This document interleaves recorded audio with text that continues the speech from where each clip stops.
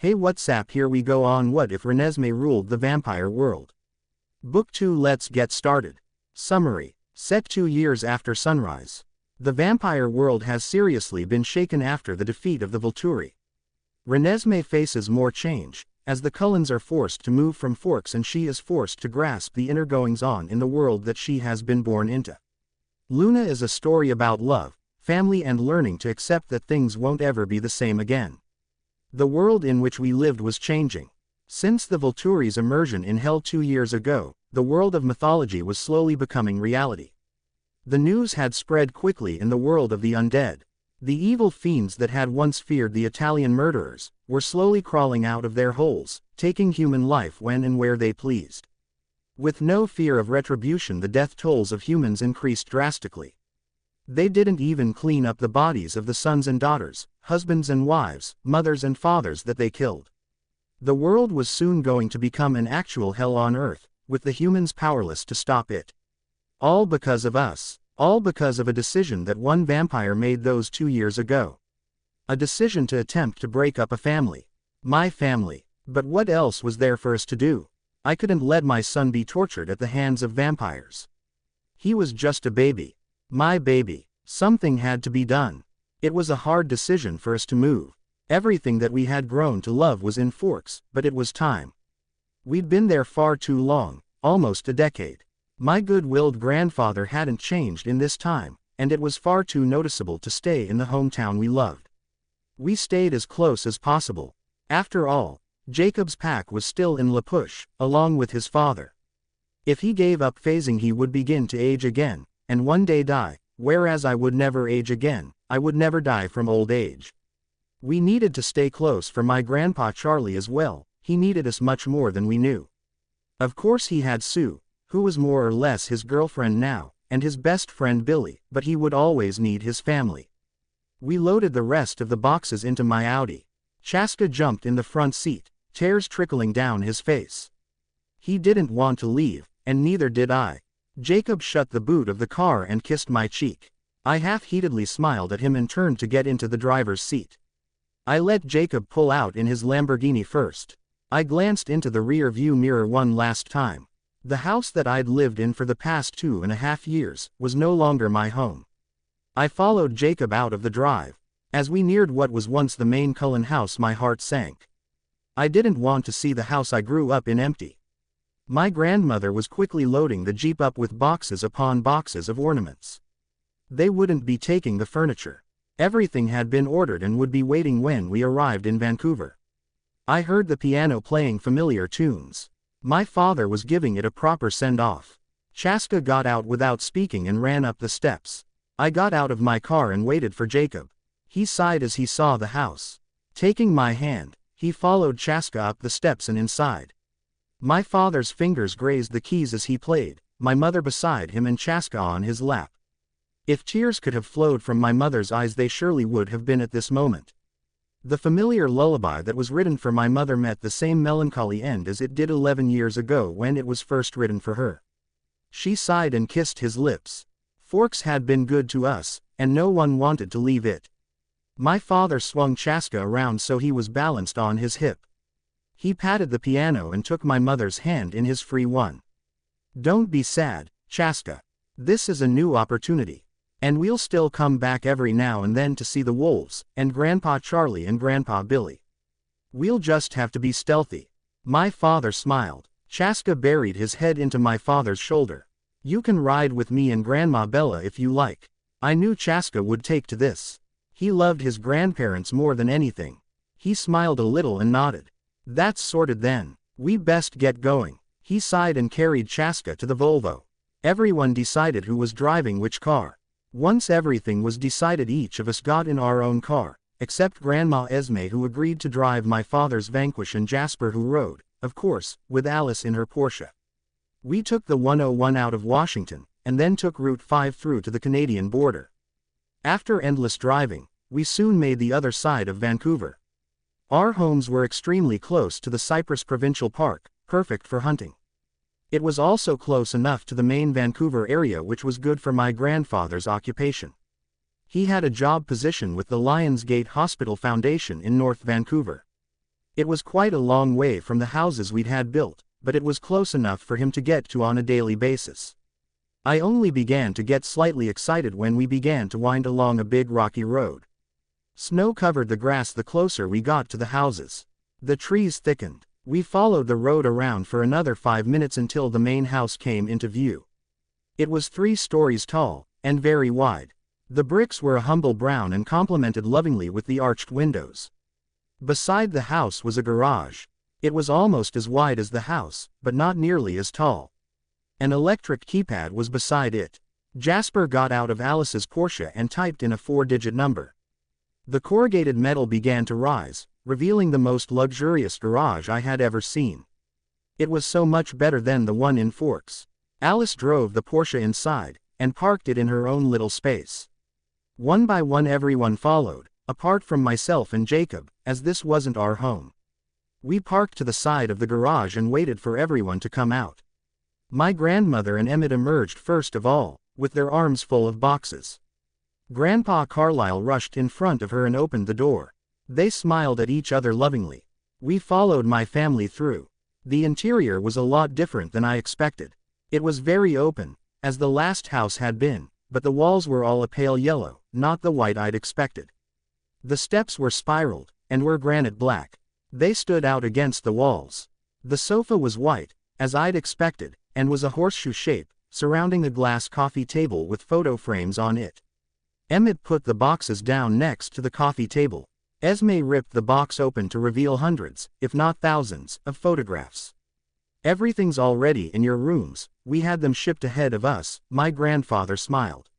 Everyone began to run up the stairs to admire their new rooms. I followed my mother and father. The upstairs was all a yellow color also. The doors were a dark brown with black granite handles to match the steps. My father opened the door to his and my mother's room. It was like a fairy tale. The walls were a light ocean blue, with a white 4-poster bed in the middle.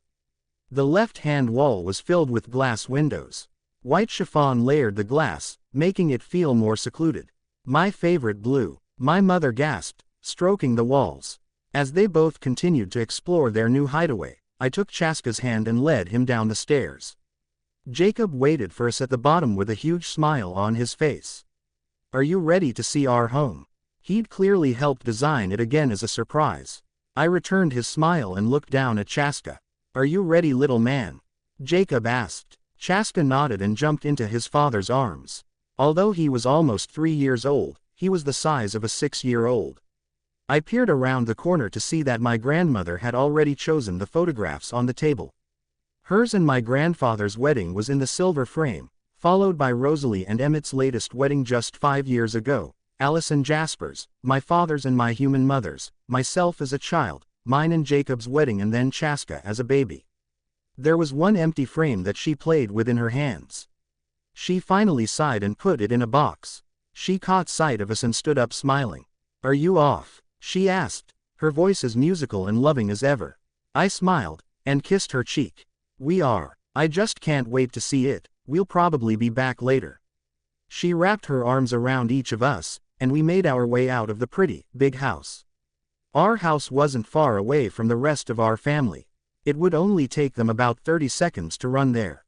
It was surrounded by indigenous trees that were the largest I had ever seen. The bricks were a similar color to those of the main Cullen house. It was 2 stories with huge windows. As we pulled up to the house, I noticed that we too had a garage. Jacob got out of his precious Lamborghini and typed in the same 4-digit code. The shutter began to roll up slowly. He drove the white car into his space and got out of his car, smiling hugely at me. I drove my Audi in next to him. He observed my driving, ensuring that not one tiny piece of dust landed on his second wife, as I like to refer to his car. I and Chaska both jumped out. My son jumped into my arms and smiled. He seemed more positive than he did previously. My father must have talked to him. Jacob grabbed my free hand and led us to the front door. The garage's shutter closed behind us. The door was huge. It was the darkest mahogany possible. Jacob placed the key in the lock and pushed the door open. The walls were a light green pastel color. The carpet was a shade darker. The hall stretched down to a beautifully designed kitchen. It had a similar green-colored theme. The tiles were a mixed array of green and white. The fridge was almost double the size of Jacob. He clearly had his friends in mind. He led me into the living room. The cream walls were accented by a yellow border, and a darker cream carpet. The furniture was homely. A huge television took up most of the room. Again, Jacob led me up the stairs into the first bedroom. This was Chaska's. It had a bed with blue bedding. The walls were a powder blue with matching carpet. A huge toy box was at the foot of his bed. He jumped down from my arms and opened the toy box, revealing the latest toys at the moment. He was very spoiled. We left Chaska to play contentedly. The next room was a lemon yellow. The floor was the original floorboards that had been shined and stained a lighter color. A white border surrounded the walls. There was no furniture in this room. I looked over at Jacob confused. Just in case. He smiled and winked. Ah yes. I'd mentioned to Jacob several times that I was becoming broody now that Chaska was no longer a toddler, now he was a child. Jacob had said that we shouldn't rush into having another child but we should see what happens. I'd agreed with this. The next room he led me into was the bathroom. It had fish on the tiles and was the perfect blue and white. I knew Chaska wouldn't get upset with his bath time ritual here. The final room was the one I was most excited about. Our bedroom. Jacob felt the anticipation rolling from me. He pushed the door open and allowed me to step inside first. The walls were a brown color, not too dissimilar from Jacob's russet-colored skin. The carpet was a warm chocolate brown. White chiffon framed the windows at either side beautifully. My dressing table filled most of the right-hand side. The wardrobe was twice as big as the one at our old home. Alice must have gotten too excited once again. But what really captured my attention was the bed. It was huge, bigger than our last bed, and I'd thought that one was massive. It was once again four-poster, with dark wood, unlike our last. White chiffon that matched the curtains was wrapped around each post with fairy lights. The bedding was a light mocha brown with gemstones, like the ones on my wedding dress, sewed to it. The room was like a fairy tale. It was all very elegant. I turned around awestruck and touched the palm of my hand to Jacob's tender face. He smiled as I showed him how I appreciated every minuscule detail of our new home. He leant forward and placed his lips on mine. He kissed me slowly and then pulled away. I'm glad you like it. I only had a tiny bit of input. It was all Esme. This didn't surprise me. My grandmother had a keen eye for decoration and was a very thoughtful, in-depth woman. I know, you're creative when you want to be, but Esme has a flair. He chuckled. I was slowly getting out of the habit of calling Carlisle Grandpa, and Esme Grandma. They just didn't look like grandparents should, they were far too youthful and attractive. Chaska still called them that though, which I felt was better suited. They knew I loved them entirely, however. Jacob smiled again. This look was mischievous. He stepped closer in the room and shut the door. He kissed me again, but this time more passionately. His hand caught in my hair and tickled the back of my neck. I pulled away, and whispered in his right ear, "Jake, we can't, Chaska's playing in his room." He kissed behind my ear and then whispered, "He'll not hear." "I promise. Come on, Ness, we need to christen the bed." He chuckled. I moved my head so I could see his face. "Later. It's getting late, Chaska will be in bed soon." He sighed but agreed. I kissed his button nose and began to walk out of the room.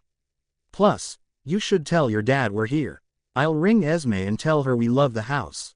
I smiled. Once Chaska was bathed and into his pajamas, Jacob had already rang most of the pack to check on things. I tucked Chaska into his new bed and kneeled beside him. "Mommy, it's not too bad here. It's nice and quiet. But, will we ever go to Forks again?" His big green eyes searched mine for answers to the difficult question. "We will, me, you and Daddy, but the others can't. Grandpa Charlie's got to come here to see Grandma Bella. He's okay with it though. He has Sue now. If it wasn't for Seth and Leah, he'd have probably moved up with us." I explained. He understood what I was saying immediately. He was unlike any 2.5-year-old at all. He was even more intelligent than any 5-year-old, which he physically resembled. He was my little man. I kissed him goodnight and closed the door behind me.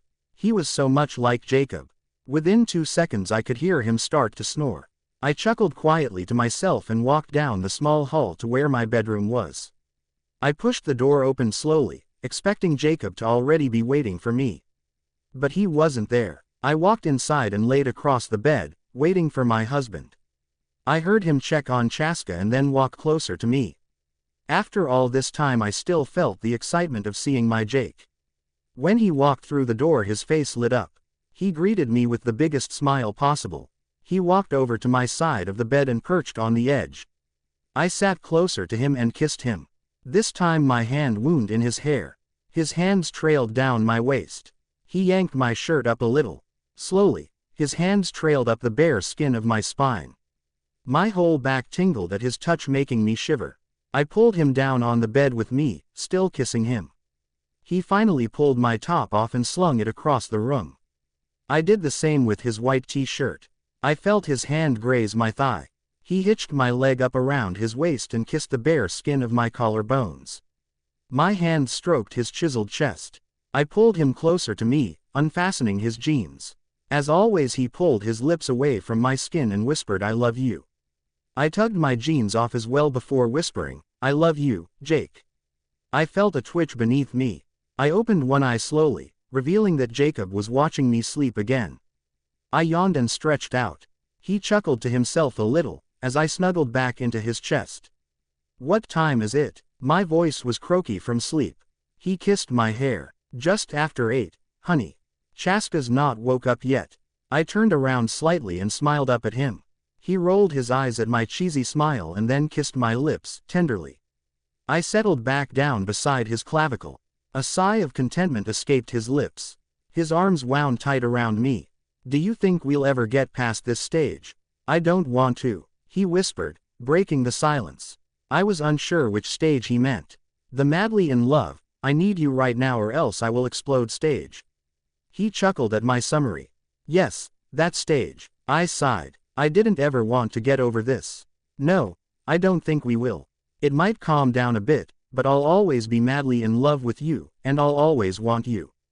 He leant forward and kissed me again. I twisted around so I could see his face clearer. I stroked his face, and rubbed my nose against his. My wolf with a heart. Once Chaska had finally woken up, we decided to go hunting. I was curious about what the prey would be like here. Jacob phased as we left the house. Chaska sat on his back, thoroughly enjoying the speed. We ran deep into the forest before anything tempting attracted us. Chaska was quite keen on the deer, unlike anyone else. He took down 2 before he was happy. Jacob got the largest of the herd. As much as I wanted to like deer, it wasn't as sweet as lion. I shared my father's preferences for prey. When I did happen to come across one, I was lethal. I took it down in an instant and drained it of blood. Chaska was growing impatient. He wanted to go his grandparents. One moment I was getting ready to discard the corpses, the next my hands were empty and everything had been done for me. Chaska was already on Jacob's back. "Can we go now?" he whined. I laughed and nodded. We ran as fast as possible to the main house. I always liked to think of it as headquarters. When we walked into the house, Emmett and my mother had their arms over the table, not yet touching. "Come on, little sister, scared you'll lose again?" Emmett challenged. My mother laughed at his attempt of coaxing. "If that was what I was afraid of, Emmett, I'd take you right now. I just don't want to ruin Esme's table," she explained. In a flash Esme appeared next to them. She struck Emmett on the head, with little force. "Emmett, I've told you about ruining my furniture, time and time again." "Thank you, Bella." Everyone laughed as Emmett jutted his chin out and walked away. My mother stood up and wrapped her arms around my father's waist. He encircled her in his arms and pressed his lips to her forehead. Chaska bounded through the room and sat on Rosalie's lap. "Aunt Rose, tell me the story of Emmett and the bear again," he smiled persuasively. I tuned them out as Rosalie began the story for the 1000th time. I walked over to Carlyle. He was reading again. "Grandpa." He looked up from his book and closed it. "Yes, Renesmee." He had the warmest of smiles for me. I smiled back automatically. "Have you heard anything new from Italy?" This was a subject I'd been struggling with. Since we eliminated the Volturi, 2 years ago, there had been fights for power all around the world. I'm afraid not, Nessie. As it still stands, to my knowledge, no one has gained full power yet. I don't necessarily think that this a bad thing. With great power comes great responsibility, and most vampires out there are not responsible enough to realize and understand that they are not the be-all and end-all. He paused for an unnecessary breath. However, I think the countless numbers of murders going on because of the absence of power, of fear, is a terrible thing. From the corner of my eyes I saw Esme nod in agreement. Let me know as soon as you hear anything, Carlyle, please. I need to know what kind of world my son is going to growing up in. Be it corrupt or safe. The answer to this question had plagued my dreams since we left Italy. Carlyle placed his hand on my arm to comfort me. He smiled. Of course I will, Renesmee. I'm sorry I have no more information for you. I'd asked him this routinely almost every day. Don't worry about it. If no one's told you, of course you'll not know. Sorry for disturbing you, I said, pointing to his book. He laughed and picked it back up. You're never disturbing me, sweetheart. I smiled and took my place next to Jacob, leaving him to read the medical book. After several stories of bear wrestling and descriptions of what anacondas looked like, Chaska decided to learn how to play chess with my father and Carlyle. Jacob decided to run patrol back in La Push, so he'd be gone the rest of the afternoon, and possibly evening. He said he'd call in and see Billy and Grandpa Charlie though, so I wasn't complaining. Emmett and Jasper wanted to go hunt after Jacob had told them about the lion I'd taken down. That left all the girls in the living room. I liked these days. Do you know what Emmett said to me last night? Rosalie giggled. Alice, Esme and my mother all chorused yes. And gagged a little. I had a feeling I didn't want to know. As she almost leapt into full story I lifted my hand up. She sulked a little at first but was more entertained by the fact that Alice was planning another shopping trip. I rested my head on my mother's shoulder. Esme sat to my left and placed her hand on my knee. She didn't need to speak to tell me that she loved me. I must have fallen asleep because when I woke up everyone was staring at me. What? I groggily whispered. My mother was the first to speak. Just checking you were okay. You were dreaming of Arrow again. This was the norm according to Jacob. I always dreamt of that sadistic murderer. He had almost ripped my family apart twice. I was glad he was dead, though I'd never verbalize this. I always do. He was evil. I yawned. Once everyone had established I was fine, they settled back down. I heard Chaska upset asking when he could use his queen. Esme held my hand and squeezed it a little. The others were happily doing their own thing. I know what it's like, Renesmee, to worry for your child. I know what it's like to worry about something that can't hurt you anymore. If you ever need to talk, I'm here. Don't bottle things up. She smiled encouragingly at me. I thought about what Esme had just said. My father had explained to me what happened to each of my family members in their human lives. Esme's was a tragic story. She'd been beaten and violated by a man she didn't love, who she'd been forced to marry, then she'd lost her only biological child, William, and jumped off a cliff to end her human life. That's where Carlyle had found her. My problems seemed so superficial compared to those Esme had. I'm just worried about what's going to happen in the future, what kind of world Chaska's going to grow up in. I don't want him to be hurt or anything. And I was always terrified of Arrow. I guess I'm just worried he'll come back. As silly as that sounds, she patted my knee with her free hand. That's not silly at all. I was worried that he'd come back for me for years. The fear passes with time, sweetheart. And as for Chaska, he has a family that would do anything for him, protect him from everything. Try not to worry about what hasn't happened yet, dear. After all, we have Alice. She couldn't possibly realize how much I appreciated her words, her reassurance. I hugged her tightly and thanked her for everything. By the time myself and Chaska arrived home, Jacob was there. I put Chaska to bed as normal. Jacob laid across the sofa. He'd barely spoken since we'd walked through the door. I sat on the small space beside his legs and picked his hand up. Talk to me, I demanded. He turned the TV off with the remote and turned to look at me. About what? His face was lifeless. I squeezed his hand tighter and with my free hand cupped his chin. About why you're so quiet. He tried to turn his face from mine but I still held his chin. Just worried about the pack. There's been a lot of bloodsuckers hanging around. They're worried. I should patrol more. It's not fair on the guys. I'm the alpha, I should do more. He sighed. I finally let my hand drop, so he could look away. Jacob didn't like being too open. You have a family, most of them don't. You can patrol as much as you like. I told you when we were first seeing each other that I'd never hold you back. And I'll stand by that. Just don't make yourself ill. He kissed my cheek and wrapped me in his arms. Things were worse than I'd imagined then. If Jacob was worried about an increase in vampires near Forks and La Push, what did that mean for the rest of the vampire civilization? I woke up on the sofa with my mother's battered copy of Romeo and Juliet laid on my face. I groaned and stretched. I could see that the light was coming through the window, so it wasn't night time. I placed the book on the shelf and made my way upstairs. I opened Chaska's door and peered into his room. He wasn't there. I suddenly had a sense of panic run through me. What if he'd been kidnapped again? I ran into mine and Jacob's room, hoping they were playing in there. But neither of them were present. I pulled my phone from my nightstand and dialed Jacob's number. He answered. Jacob, do you have Chaska? I panicked. I heard Jacob sigh, in exasperation. Yes, I've taken him to see my dad while I patrol.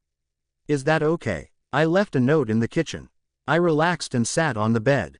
Of course it is. I just panicked. Stay safe. I love you. He chuckled at my overprotective, stay safe, and told me he loved me too.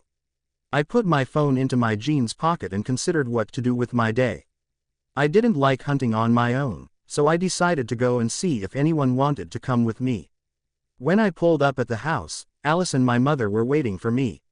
I want to see how far we can run today, Alice announced. My mother laughed. You already know how far we can run, Alice. You've seen what we're gonna do this afternoon.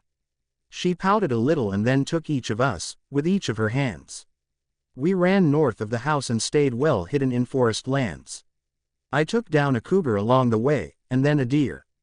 Alice took down a male lynx. She'd never tried it before. My mother was slow to hunt, after hunting with my father yesterday. She only took down one deer. We carried on running north. By noontime we weren't far from the Yukon border. So we're going to Tanya's? My mother asked. Alice nodded but didn't expand. We followed the coast around and then started heading east. Once we were in Yukon, Alice called Tanya. Tanya, is it okay if we call? We shall be there in just over an hour. Yes, that's lovely. No, nothing's wrong. Carlisle just wanted me to speak with you. Nothing is serious, I promise. Thank you. Yes, we'll see you soon. Alice spoke into the phone. I looked over at my mother and raised my eyebrows. She shook her head infinitesimally. We arrived in Alaska at the exact time Alice had predicted. It was just after 3 o'clock. We'd have made it there a lot faster if we hadn't stopped to hunt, and if I wasn't slightly slower than my vampire mother and aunt. Tanya greeted us with open arms. Her sister, Kate, was thrilled to see me. I got along very well with Kate. She was a very thoughtful person. But in all honesty, I thought her mate, Garrett, was the funniest vampire I'd ever met. Tanya invited us into her sitting room. We sat and waited for Carmen and Eliezer to join us. Once they came inside and were seated, Alice began. Carlisle wants to know if you've heard anything about the Romanians, or any other possible uprising. Alice shot a sideways glance at me. Tanya opened her mouth to answer, but I couldn't help myself.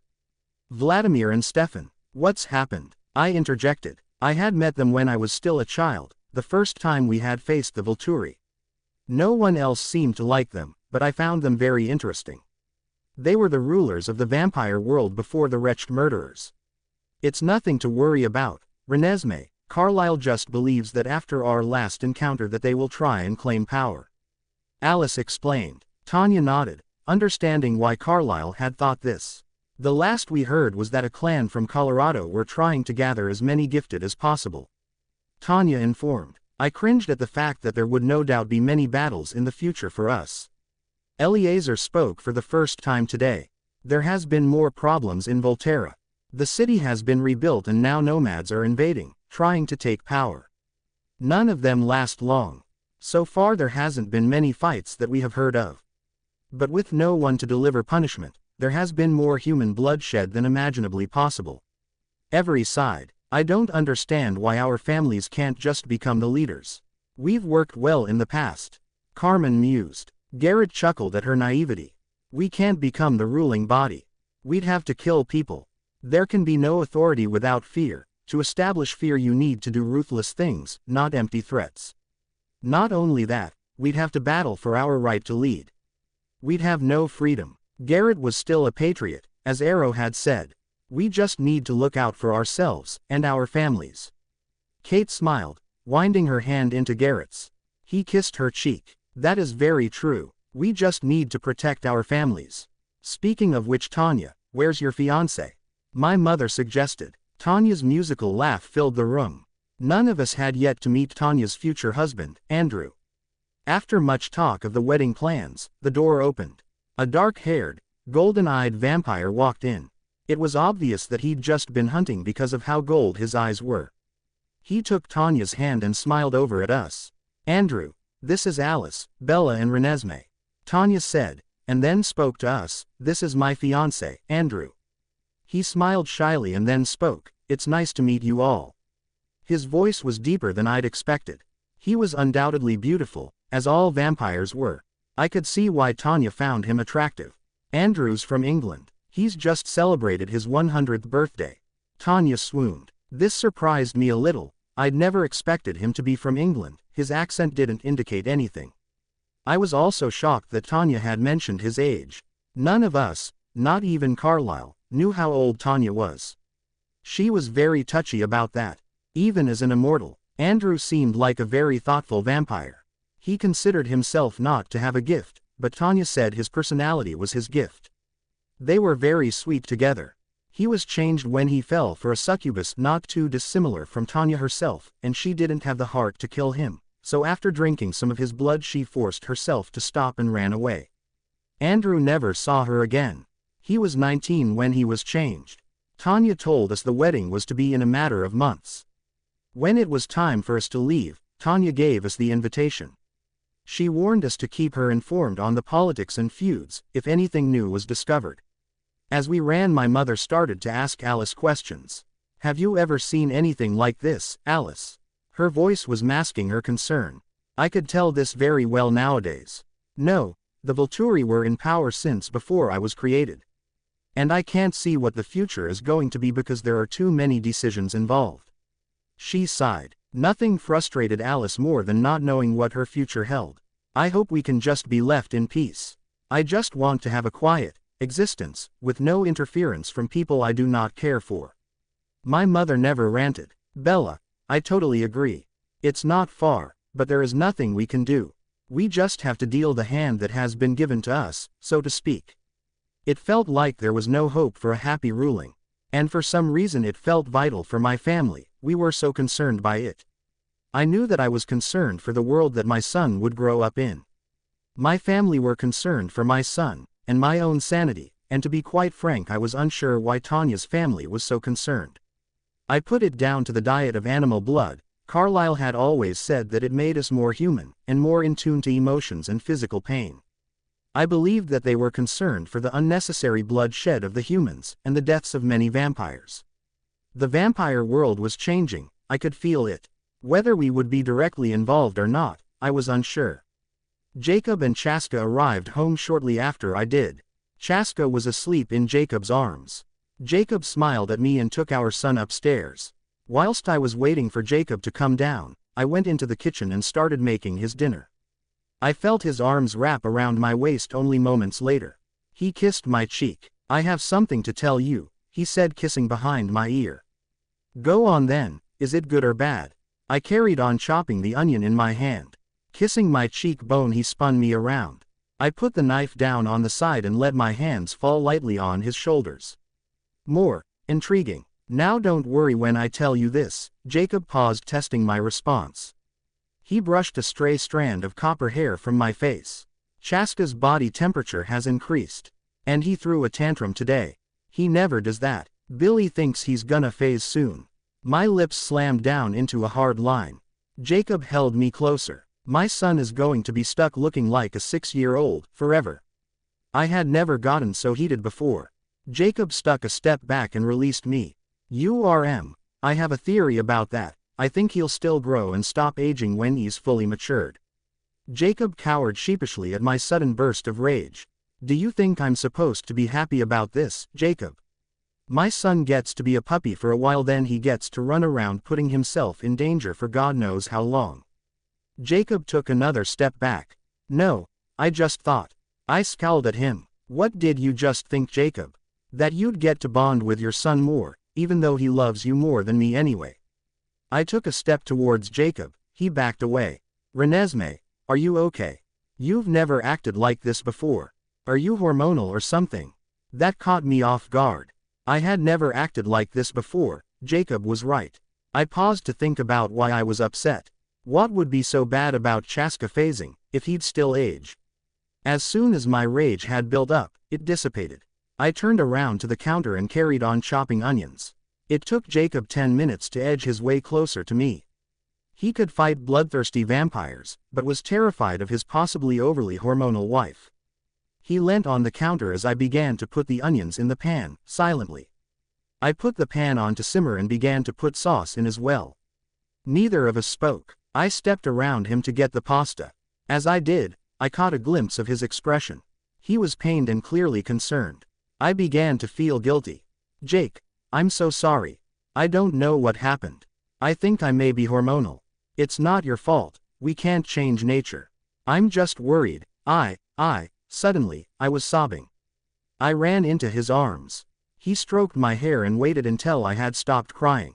You must be tired as well, Ness. You've had a long day from what your mom said. I hear you went to see Tanya, by running. That must be tiring. I can make my own dinner. I know you've fed today. I nodded and wiped my eyes on his shirt. He swept me up into his arms, just like he did with Chaska, and carried me to bed. He laid me on the bed and then wrapped the covers around me. He kissed my head and left room. It didn't take long for me to fall asleep. I was exhausted. I woke up in the morning with Jacob's arms around me. He was still asleep and snoring loudly. I turned into him and sighed. I didn't feel much better than I had in the night. I was still tired, but I didn't feel as emotional. Jacob must have felt me stir and slowly opened his eyes.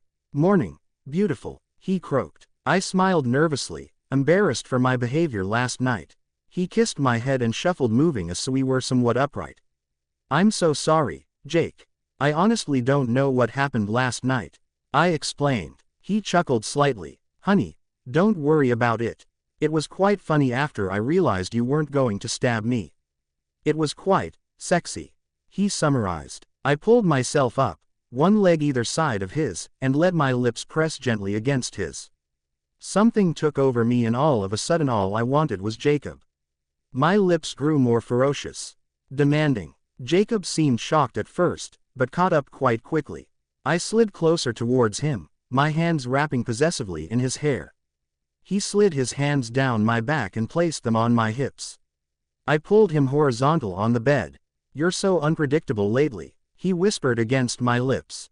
I kissed him harder. I know. You're not complaining though. He chuckled. Our conversation was effectively ended. We laid there for a while, regaining our breaths. I heard Chaska pull his covers back. I quickly grabbed my dressing gown and pulled it on. Jacob heard too and pulled his boxers on. I walked out of the bedroom, and closed the door behind us. Chaska was just leaving his bedroom. Morning, Mama, he smiled, jumping into my arms. I kissed his forehead. Good morning, Chaska. What do you want to do today? I asked. He scrunched his face up while he decided. I want to go hunting. Then I want to see Grandpa and Grandma. This didn't surprise me. Chaska loved his grandparents with all his heart, and who could blame him? Okay then, you go get dressed, then we'll go get us some breakfast. I smiled. He jumped from my arms and ran into his bedroom. I walked into mine and Jacob's room. Jacob was fully dressed and ready for our little hunt. He winked at me and handed me a dress. I grabbed my underwear and then pulled it on. Jacob left the room to go and get Chaska whilst I pulled my hair into a ponytail. I ran across the hall to brush my teeth. When I came out, Chaska was waiting for me. Jacob was stood holding the door open at the bottom of the stairs. Can we go now? Chaska asked impatiently. He must be getting thirsty. I grabbed his hand and we flew down the stairs, to where Jacob was. Daddy! Chaska shouted, jumping into Jacob's arms. We ran close to the main house, but were still covered from much civilization in the growth of the trees. Jacob was in front of us, in wolf form. I glanced over at Chaska. He'd noticed the collection of deer by the river. As he got closer I noticed that he was beginning to shake quite vigorously. "Jacob," I whispered. He heard me and followed my eye line, to our now vibrating sun. Jacob huffed and stood in front of me, keeping me away from Chaska. I could only just see over Jacob's shoulder. Suddenly, Chaska jumped for the deer. His clothes tore from his small body. The small child was replaced by a baby wolf. He was a similar color to Jacob's reddish-brown fur. Down the center of his spine was a streak of white fur. He was a beautiful. Jacob walked slowly towards Chaska. He was devouring the deer. I stood there motionless, not knowing how to feel. Chaska finished the deer and looked towards his father.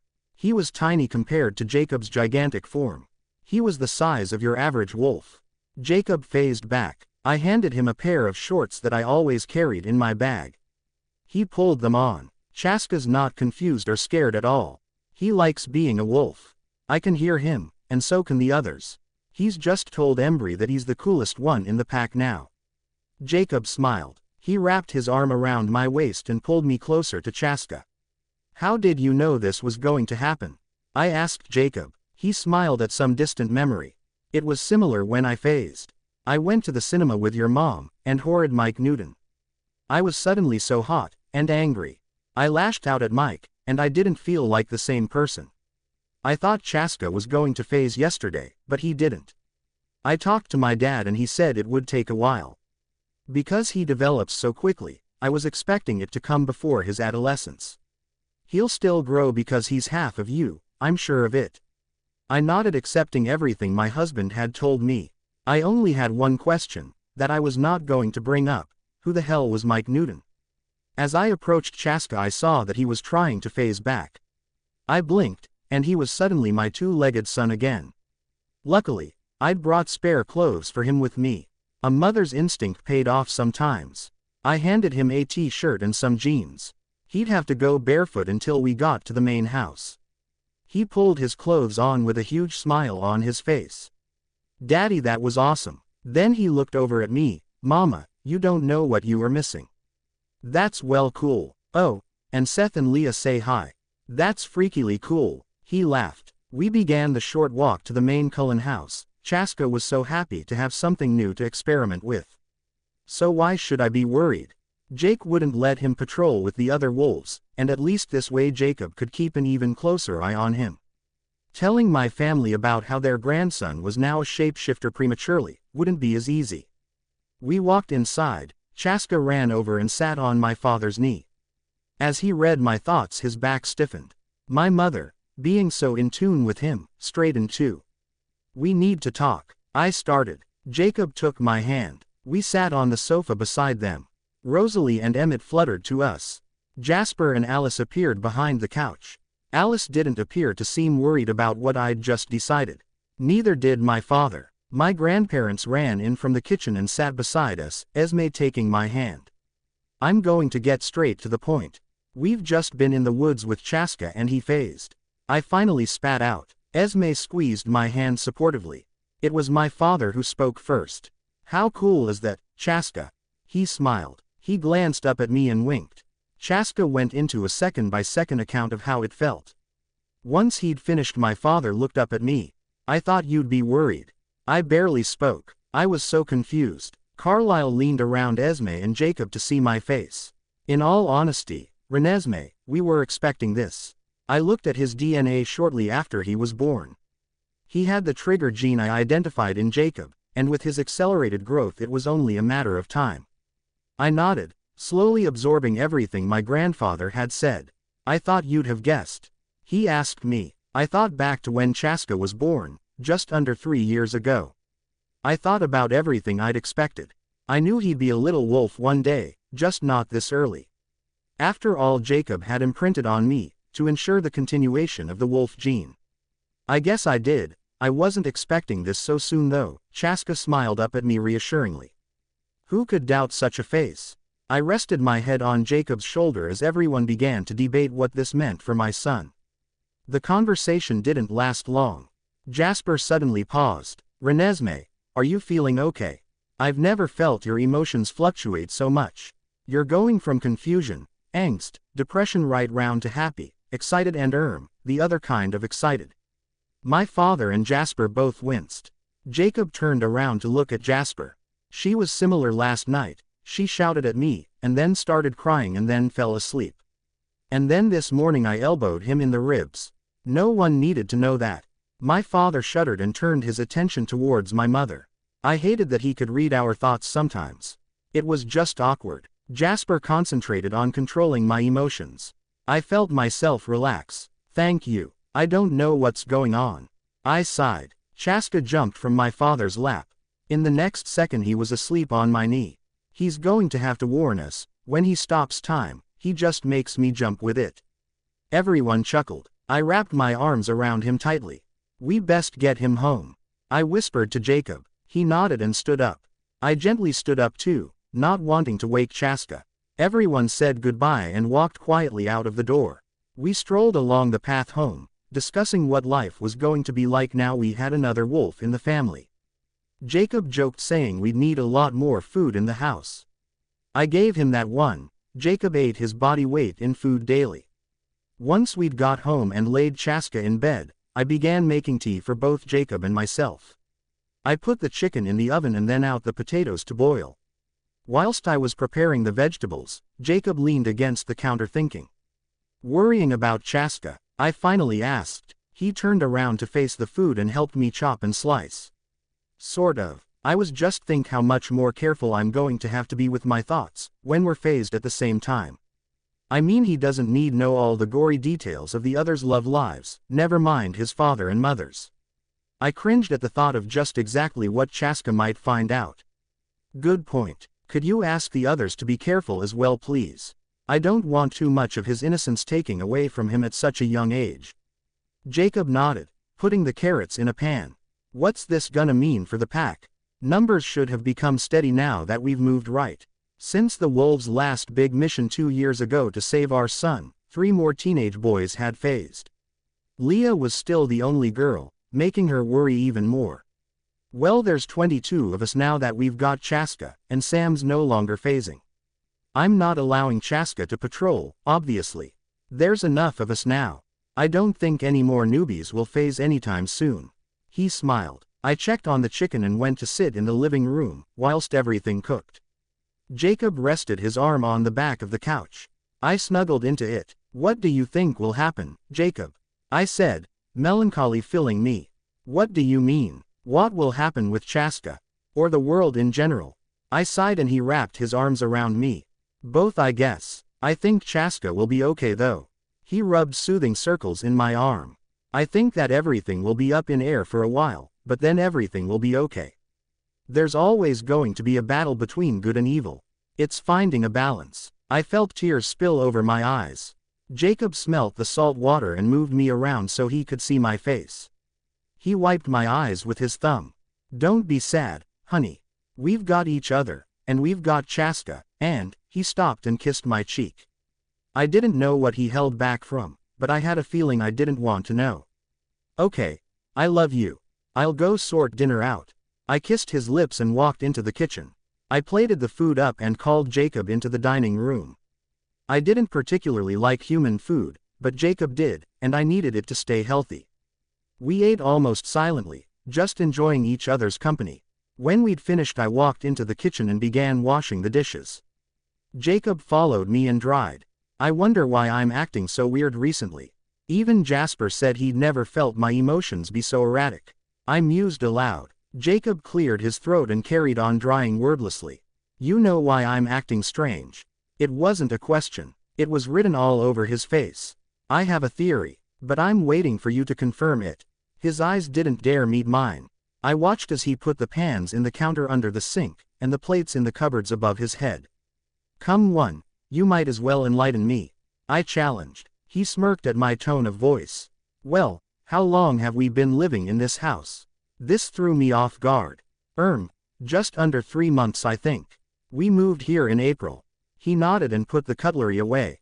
And in that time, you've only been worrying on one main thing. You've not been concentrating on much else. I didn't see where he was going with this.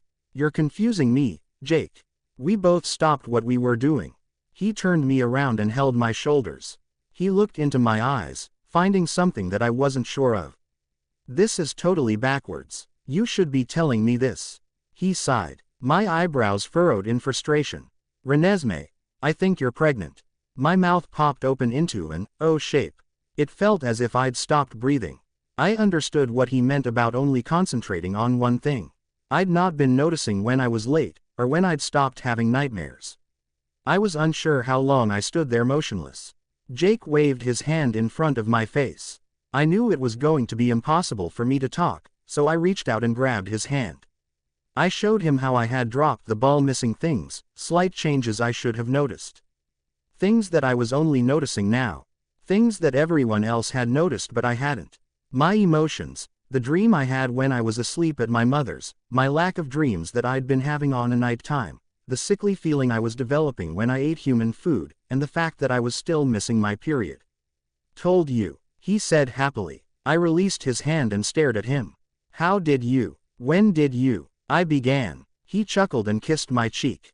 I've been worried about you, so I've been paying more attention. And I was thinking about it before Chaska phased. My dad put the idea in my head, in all honesty. After realizing that he was right, a huge smile played around the edges of my lips. We'll go see Carlisle first thing tomorrow. I screeched, catching him in a tight hug. I was almost certain I was pregnant now. If I was, we'd have another little baby shortly. I'd be a mother of 2. We'd have a perfect little family. When Chaska bounded into our room the next morning, we didn't tell him anything about my suspected pregnancy. There was no need to confuse him if I wasn't pregnant. We all got dressed and walked over to the main house as normal. I was so nervous and scared. When we got there, my father was waiting outside. He looked over at me, deciding what to do. Chaska, do you want to show me what you look like as a wolf? He asked. Alice must have told him what we were here for. He nodded once and smiled. Good luck, he whispered so low that Chaska could hear. Chaska grabbed his hand and they ran in the opposite direction. I squeezed Jacob's hand tighter, showing him what I imagined Chaska's face to look like when we told I was pregnant. If I was pregnant, I was desperately trying not to get my hopes up. He smiled widely. We pushed the door open. It didn't take Esme 2 minutes to flutter to my side. Oh, Renesmee, I so hope you are having a baby. Alice can't see until Carlisle decides whether you're pregnant or not. I think you are, Esme gushed. She led me and Jacob up the stairs where Carlisle was waiting. The games room was transformed into a hospital setup, ready for me. Carlisle smiled, and indicated for me to lie on the bed. Just like when I was pregnant with Chaska, Jacob stood beside me and held my hand. Ready? Carlisle asked. I pursed my lips and nodded. I shuffled my red shirt up a little, revealing my flat stomach. He squeezed the cold jelly onto my skin. I shivered slightly and smiled. Carlisle pressed the bar to my stomach. I asked Esme to come closer. He moved out of the way and showed us the screen. Congratulations. You're having a baby. Carlisle beamed. He moved over to Esme and held her hand. We all stared at the screen, watching the little peanut. How far gone am I? I asked. Carlisle checked the screen again, doubling checking for no reason. His memory was infallible. The fetus is the size of a 10-week-old. So if your pregnancy is the same as last time, you'll be 5 weeks gone. I'm surprised you'd not noticed anything before. You'll be showing soon. In fact, you may possibly start showing this time next week. He gasped. Jacob chuckled and kissed my lips. She's not been the most observant. I doubt she'd have realized if I hadn't told her. Carlisle laughed again. I stared at the screen again. I couldn't wait to tell Chaska he was going to have a baby brother or sister. I heard Alice lithely walk to the side of my bed. Congratulations. She kissed my cheek and clapped. This means we can go shopping for baby things and maternity clothes. And Esme, you can redecorate the spare bedroom here, and at Nessie's. Alice skipped out of the room again, thrilled. I heard a familiar voice coming up the stairs. My mother walked over and grabbed mine and Jacob's hand. Congratulations, both of you. I can't wait to meet my new grandchild. 16 weeks. Hey Jake, you up for the challenge of having 2 little monsters? She giggled. Jacob joked back as I stared at the screen again. I heard voices downstairs, and a heavier footfall. Chaska was here. He ran up the stairs, followed by my father. He jumped beside us on the bed. "Is that your baby, Mommy?" he asked, placing his hand on my tummy. My father took my mother's hand and smiled. "Yes, sweetie, mine and Daddy's baby. You're going to have a new little brother or sister to play with." I waited for him to respond, judging what his reaction might be. "It's about time. I can teach them all the cool stuff I know." He smiled. Jacob sighed in relief. The rest of the week was like an emotional blur. I was still having mood swings, although they weren't as bad. Alice dragged us all to pick out baby clothes and maternity clothes for when I was big. Esme started decorating the room in their house at the side of Chaska's and the spare room in ours. We bought lots of furniture and new toys. Mainly for Chaska though, because we didn't want him to feel left out. As Carlyle had predicted, at the end of the next week, I had a tiny curvature of my abdomen. Chaska came in every morning and told us how many weeks we had left until the baby arrived. By the time Friday had come, he was smiling from ear to ear. "Mommy, 15 weeks, till he comes." The little cutie was adamant that the baby was a boy. Just like I was with Chaska, I was unsure either way, and I wouldn't care just as long as it was healthy and happy. Jacob secretly wanted a daughter, I think, though. I'd caught him looking at frilly dresses many times now. It would be sort of perfect though, one boy and one girl. We decided that we should go and visit Billy and Grandpa Charlie as soon as possible. As much as Jacob hated it, we decided to take my Audi because Chaska's child seat fit in it better. We drove down Route 5 and then followed the 101 south. We decided to visit Billy first, because chances were that Charlie was working. I'd asked Jacob not to tell him about the baby. I got Chaska out of the car and swung him around my hip. I walked around to Jacob and grabbed his hand. We walked towards the familiar little red wooden house. As always, Billy met us at the door. "Jake, Renesmee, it's been far too long. How's the little wolf then?" he said, winking at Chaska. I lowered him down onto his grandfather's lap. Billy wheeled them into the living room. I was wearing a Mac coat, so my stomach was well hidden. We checked how Billy and everyone was, and then Jacob nudged me to tell him. "Billy, we have some news for you," I announced. I stood up and unbuttoned my black coat. I turned away from Billy for a split second to put my coat on the battered sofa. I turned back towards him and pulled my shirt up a little. His eyes focused on my abdomen. "You're pregnant." I nodded. His grin was huge. I walked over to him and hugged him. Chaska was still sat on his lap. "Oh, congratulations to both of you." He kissed Chaska's head. "You happy 'bout this little man?" he asked his grandson. Chaska smiled. "Course I am. I get to teach him things." Billy looked up at Jacob then. "Another boy, son?" Jacob laughed. "We're not sure. Chaska just wants a brother, I think." Chaska nodded and smiled. "Doesn't Alice know?" This puzzled Billy. I decided to answer. "Course she does. We've told her not to tell us, like we did with Chaska. She's only been buying yellow and cream stuff, so we don't know." I smiled. He nodded and we carried on talking about all baby-related things. When it was time to leave, he handed Chaska a small leather pouch and told him to open it when we got home. We drove into Forks to see Grandpa Charlie. He'd just arrived home when we got there. "Sorry we didn't call Grandpa," I shouted as I lifted Chaska from the car. "Oh, Renesmee, you never need to call," he said enthusiastically. He wrapped his arms around us. As we walked into the living room, his stomach grumbled. "I'll fix you some dinner," I began. He held his palm up, stopping me in my tracks. "You and your mother both think you need to look after me. Tell her that I'm very grateful for the money she sent me, but it is way too much and I can cope just fine," he ranted. Jacob smirked behind his back a little. Chaska ran over to my grandfather and held his arms out. "Grandpa Charlie," he smiled. He snuggled into his neck and then smiled hugely. "Chaska, you've grown a lot. I'm coming to visit you in a few weeks. By the way, I have time off from work." I was thrilled to hear this. As much as I liked living in Canada, I really missed my grandfather. "That's great, Grandpa. Shall we sit down? We have some news." He edged slowly towards the sofa, with Chaska in his arms. He looked nervous. "Is your mom okay?" he asked, jumping to conclusions. "Mom's great. We're going to have a new addition to the family in about 14 weeks. I smiled. It took him a while to realize what I was saying. I'm pregnant. I stood up and showed him my bump. It was small but definitely there.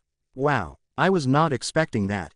Congratulations both of you. Bet you're excited, Chaska. He ruffled his grandson's hair. That was it. Everyone we loved knew that in just over 3 months we'd have a new little baby in the family. We'd have a new little black. A new child. A new life, with an endless amount of possibilities for the future. Tell your mom that I'm coming to stay with you soon, Renesmee. I'm so happy for you both. Am I okay to tell Sue? We were stood on the doorstep. Chaska was asleep over Jacob's shoulder. We'd been with my grandfather longer than we'd expected. Of course you can. We told Billy just before we came here. And I'll be sure to tell her. I'll call you Grandpa. I kissed his cheek and we both waved as we left. We got into the car. Jacob decided to drive home. Grandpa Charlie stood on the doorstep and watched as we drove away. Chaska was snoring happily by the time we got on the 101. I sighed. What's wrong? Jacob said, looking over at me. Just Miss Forks, that's all. I was thinking Billy should come and stay with us at some point too. Jacob looked back to the road. I was meaning to talk to you about that. He paused as if to decide how to word something. He opened his mouth several times and closed it again. Billy wants to come live with us.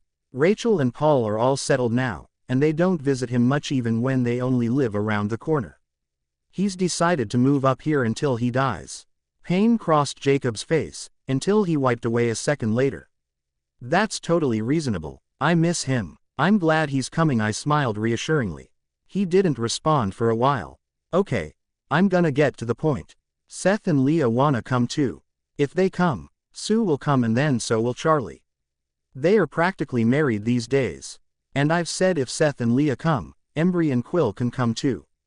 Quill's worried about leaving Claire for long periods of time, so he's going to think about it. He finished, keeping his eyes fixed on the road.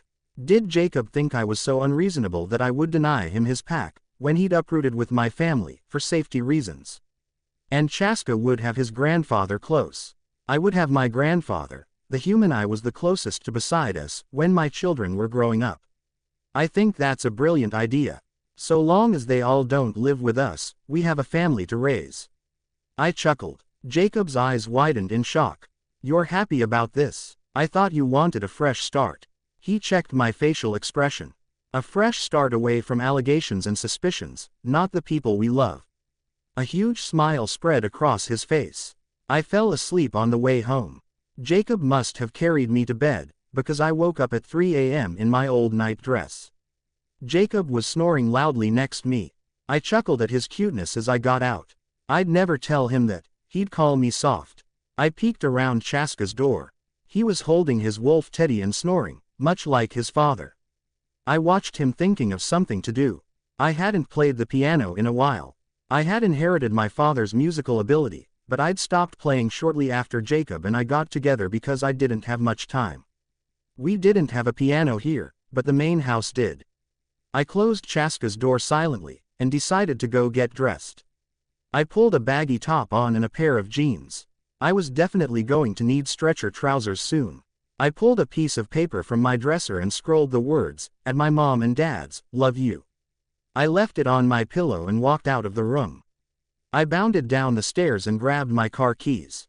I locked the front door once I was outside and slid into the front seat of the car. It didn't take me 2 minutes to get to the house. It was probably a little lazy of me, but it was too late, well early. I walked through the front door and closed it behind me. Esme was sewing on the sofa, but no one else was to be seen. "Hello, sweetheart. Why are you here this early? You should be sleeping." Esme welcomed me. I sat beside her for a while. I fell asleep on the way back from Forks, so I'm all rested. And I was bored. Where is everyone? I looked around again, double-checking that they weren't hiding. Esme smiled at me. We both knew that if they were there I could hear them. After all, my hearing was only slightly less sensitive than a vampire's. Well, Edward, Emmett and Jasper are building the bungalow for Billy. Alice has roped Bella and Rosalie into picking clothes for the baby. And Carlisle's working a night shift at the hospital. She smiled. Alice must have seen that Billy was coming to live with us. The bungalow's for Billy, right?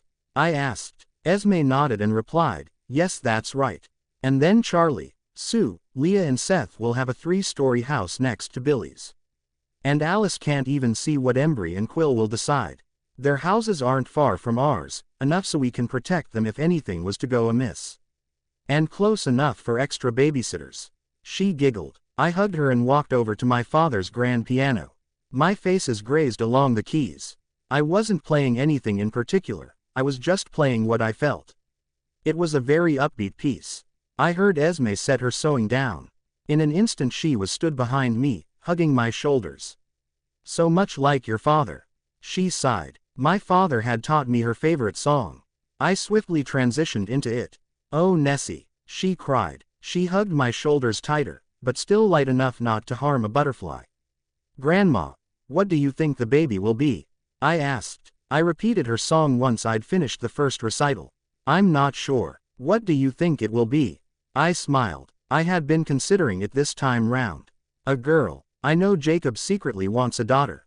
And this time feels so much different from when I was carrying Chaska. So I think it will be a girl. Do you? I didn't finish the sentence. I didn't want to cause her any upset. Did I what, dear? She asked. I shook my head, but she urged me to continue. Do you still think about William? She smiled. Don't worry about upsetting me, Renesmee. I like talking about my son. I know that he'll be in a better place. It used to upset me, but I've come to realize that maybe there is such a thing as fate. Maybe it was William's fate to go to God early. They say that God takes the best ones early, for himself. Only the good die young. But yes, I still think about him. Every day. I'd been excited to have him. I'd ran away from my husband to make sure he was safe. She sighed and sat beside me. I continued to play the piano. How did he die? I choked. He was born too early. His lungs hadn't formed properly. I got to hold him before he died. I suspect that it was because of the abuse I suffered early in the pregnancy. My husband was not a nice man. I jumped from the cliff shortly afterwards, hoping to join William. But I got so much more when my eyes opened. I got a man that I did love, and that truly loved me. And I got a beautiful family. She stroked my knee, lovingly. Is there any reason you wanted to know, dear? She glanced at my small bump, hidden under the baggy shirt. She was clearly worried that I feared for the baby. Not particularly. I just didn't really understand what happened. Your story was never really explained to me. She chuckled under her breath. I think they were worried for me again. Your grandfather's very overprotective, and so is Edward. I agreed with that one. My father was very overprotective.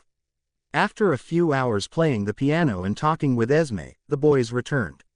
It must be sunny today. My father flew beside me and placed his hand on my shoulder. It's nice to hear you play, Renesmee. It's been far too long. He turned back to the door. I saw from the corners of my eye that a huge welcoming grin lit his face. Just then my mother's scent hit me. Welcome home, love. Look who's playing the piano again. He smiled, holding his hand out. She took it and stood beside us. Esme got to her feet and walked back to her sewing. I heard my mother and father kiss, and transitioned into her lullaby. Bella's lullaby. Beautiful, Carlyle said, placing his bag by the door. He kissed Esme's head and sat beside her. Want to hear something new? I asked my father. He always loved it when I composed. My passion for music was slowly returning. I'd have to get a piano. Of course, love. I began playing a new song. It was the upbeat one I began early. It started with thousands of possibilities. It was quite a girly song, in my eyes. Oh Renesmee, it's beautiful, my mother said. I smiled at her compliment. Does it have a name? I heard Rosalie asked, walking through the door. Bags filled her hands. Luna, I breathed. It was perfect to me. I was unsure why at this moment in time. I like it. It seems very fitting. It is a lot like the moon. It started off with 1,000 possibilities in the beginning, and became a sort of comfort to the earth in a way. Like a friend. Do I sound crazy? My mother said. It scared me sometimes how alike me and my mother were. That is exactly what I wanted it to be like. No, Mom. That's kinda how I imagined it. I smiled. I heard my father chuckle. I was so at home. All my worries had seemed to have subsided in this small time, just from being near my childhood in a way. When everything was simpler, and I didn't have to worry about new leading parties. I guess all I needed really, was to fully get back to my roots so to speak, to understand more of who I was a person. Music did that for me. I played with the knowledge that rest of my family would be here soon. I would once again be more whole, surrounded by more of those that I loved. The next 3 weeks flew. I had 11 weeks left before our baby was born. I had a nice little bump now and was forced into my horrid maternity pants. Grandpa Charlie was coming to visit today. Alice saw him explain to my mum that he wanted to move up here. I was excited because we all knew that the house was now finished for him and Sue, and of course Seth and Leah to move straight into. Jacob decided that he was going to go and collect Billy shortly after Grandpa Charlie and Sue had moved in. I had taken Chaska round to the main house early. Jacob was meeting us there after patrolling. I sat Chaska on my lap as I played the grand piano again. I taught him chords and the beginning of my composition. Just as he was about to play, we heard the cruiser pull up. My mother flew to the door, clearly excited to see her father. Before Charlie was even halfway out of the car, her arms were around him. "Oh Dad, I've missed you. I've made you your favorite. It won't be as good as Harry's of course, but it's still fish fry. Emmett went fishing for them this morning." She carried on rambling, which was very uncommon for my mother. I went to grab his bags but my father was there. "Not in your condition you don't. I've got these, Ness," he said lovingly. He then turned his attention to my grandfather. "Hello Charlie, it's so good to see you." Grandpa Charlie clearly didn't like my dad all that much. After all, he was the man that had captured my mother's heart at a young age, married her at 18 and got her pregnant shortly after that marriage. I began to empathize with Jacob for a while, as I knew that this was possibly how my father viewed him as well. "Hello Edward," my grandfather huffed. We led him inside the house. "You're big Nessie," he chuckled, pointing at my stomach. I looked down at the bump. "Yeah, 11 weeks to go. I'm gonna look like a house." I laughed, already saying goodbye to my feet. Chaska sat on my lap, pressing his hands to my stomach. I stroked his face and showed him an image of him holding a yellow bundle, with his little brother or sister in it. He looked up at me and grinned hugely. Time stopped. "Chaska, I told you not to do that too much, it shocks me." I giggled. He smiled up at me. "I just remembered something. Where did you put Grandpa Billy's pouch?" I never opened it, this was completely out of the blue. I thought about it. "It's on your nightstand, sweetie. We'll open it when we go home later. Your daddy will be here soon." I smiled. He put his hands back to my stomach and time restarted. We both acted like nothing had happened. Suddenly, as Chaska's hand moved to the left, the baby moved. His eyes bulged, mirroring mine. The baby just kicked. I smiled. It was the first time I'd felt it. It happened a lot later in my pregnancy than it did with Chaska. "It shows the baby loves you, Chaska. You'll be a good big brother," my father mused. Chaska laughed and put his ear to my stomach. He hummed the song I'd written. 3 weeks ago, the baby was kicking frantically. "I'm gonna get to the point, Bella," my grandfather finally said. "I want to move up here. I know Sue, Seth and Leah do too. We miss you all. We'll get our own house and everything, but we'd like to be quite close. We don't want to impose on your lives or anything." His face was getting redder as he huffed. My mother laughed like a bell. "Actually Dad, we've already built you a house. Esme's decorated it. Billy's moving up too, he'll be your neighbor." Grandpa's eyes widened. He wasn't breathing. "You built me a house? Thank you. You didn't have to, but thank you." He moved his eyes away from our faces. "I love you, kid," he huffed. My mother threw her arms around him, again not meeting his eyes, either for her own comfort or his. "I love you too, Dad. I've missed you." Their embrace didn't last long. They had a very loving and unusual relationship, both easily embarrassed. I couldn't imagine that. I wasn't an easily embarrassed person, and I told my dad I loved him most days. He smiled affectionately at my thoughts. He glanced down at Chaska, who was asleep on my stomach now. Why did all wolves just randomly fall asleep? After a short while of catching up, the door opened and Jacob ran through. He greeted Charlie and apologized for being late. He kissed my lips softly and rustled Chaska's hair. He sat beside me on the big white sofa and wrapped his arm around me. "Guess what, Jake?" I whispered, as another conversation was taking place. "You think I'm the sexiest wolf ever?" He whispered back, winking. I rolled my eyes sarcastically and stroked his fringe back. "I don't think that I'd be pregnant if I didn't." I heard my father cough, so I quickly changed my line of thought. Chaska was touching my bump, and the baby kicked. So he hummed to hit, and the little thing went crazy. I explained. Jacob put his hand on the top of my bump, just above Chaska's sleeping head. The baby kicked again. He kissed my cheek proudly. He leaned in closer, moving my hair over his face. His lips met my ear. My heartbeat increased as he whispered into my ear. "My father shot me. You are my daughter. Please don't think that. Look." But there was nothing that erotic about what Jacob was doing. He was only asking my question. "Damn pregnancy hormones. Has Chaska phased today?" he finally asked. I swallowed, clearing the thoughts in my mind, sparing my father. I shook my head, not trusted my voice. I felt the heat in my face. "When he wakes up we'll take him hunting, then." I nodded once again. My mother and grandfather were discussing why he'd not yet proposed to Sue. I tuned into their conversation, trying not to concentrate on my burning feelings for Jacob. "Well, I don't know. It's not what people of my age do." My father laughed and whispered too low for Grandpa to hear. "Sounds familiar, Bella."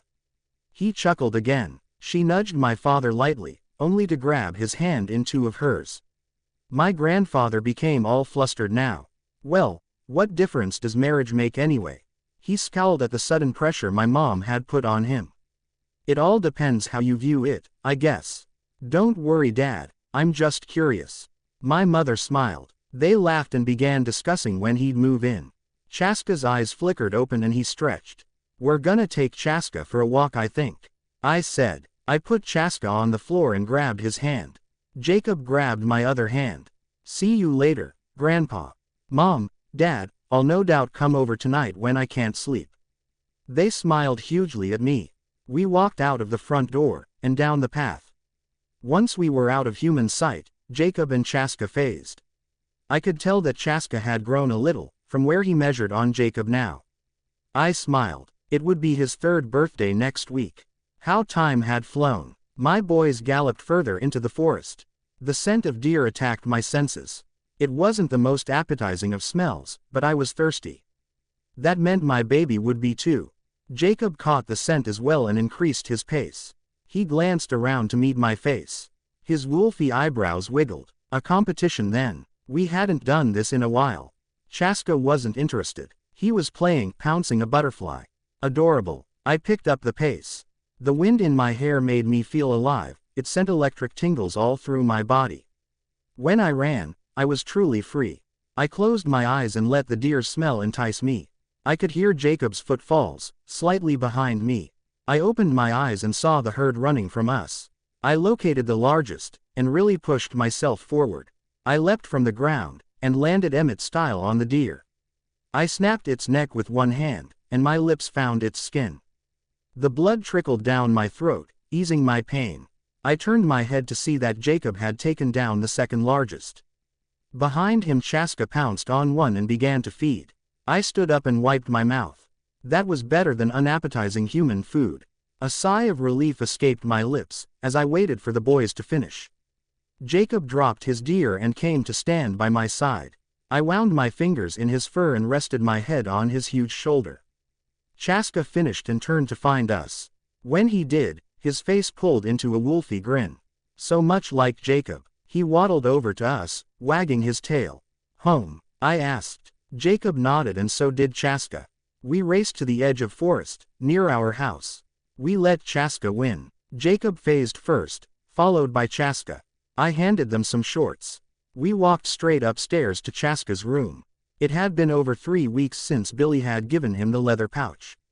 We'd all forgot about it in the chaos of decorating and baby shopping. He found the pouch and slumped down onto his bed with it.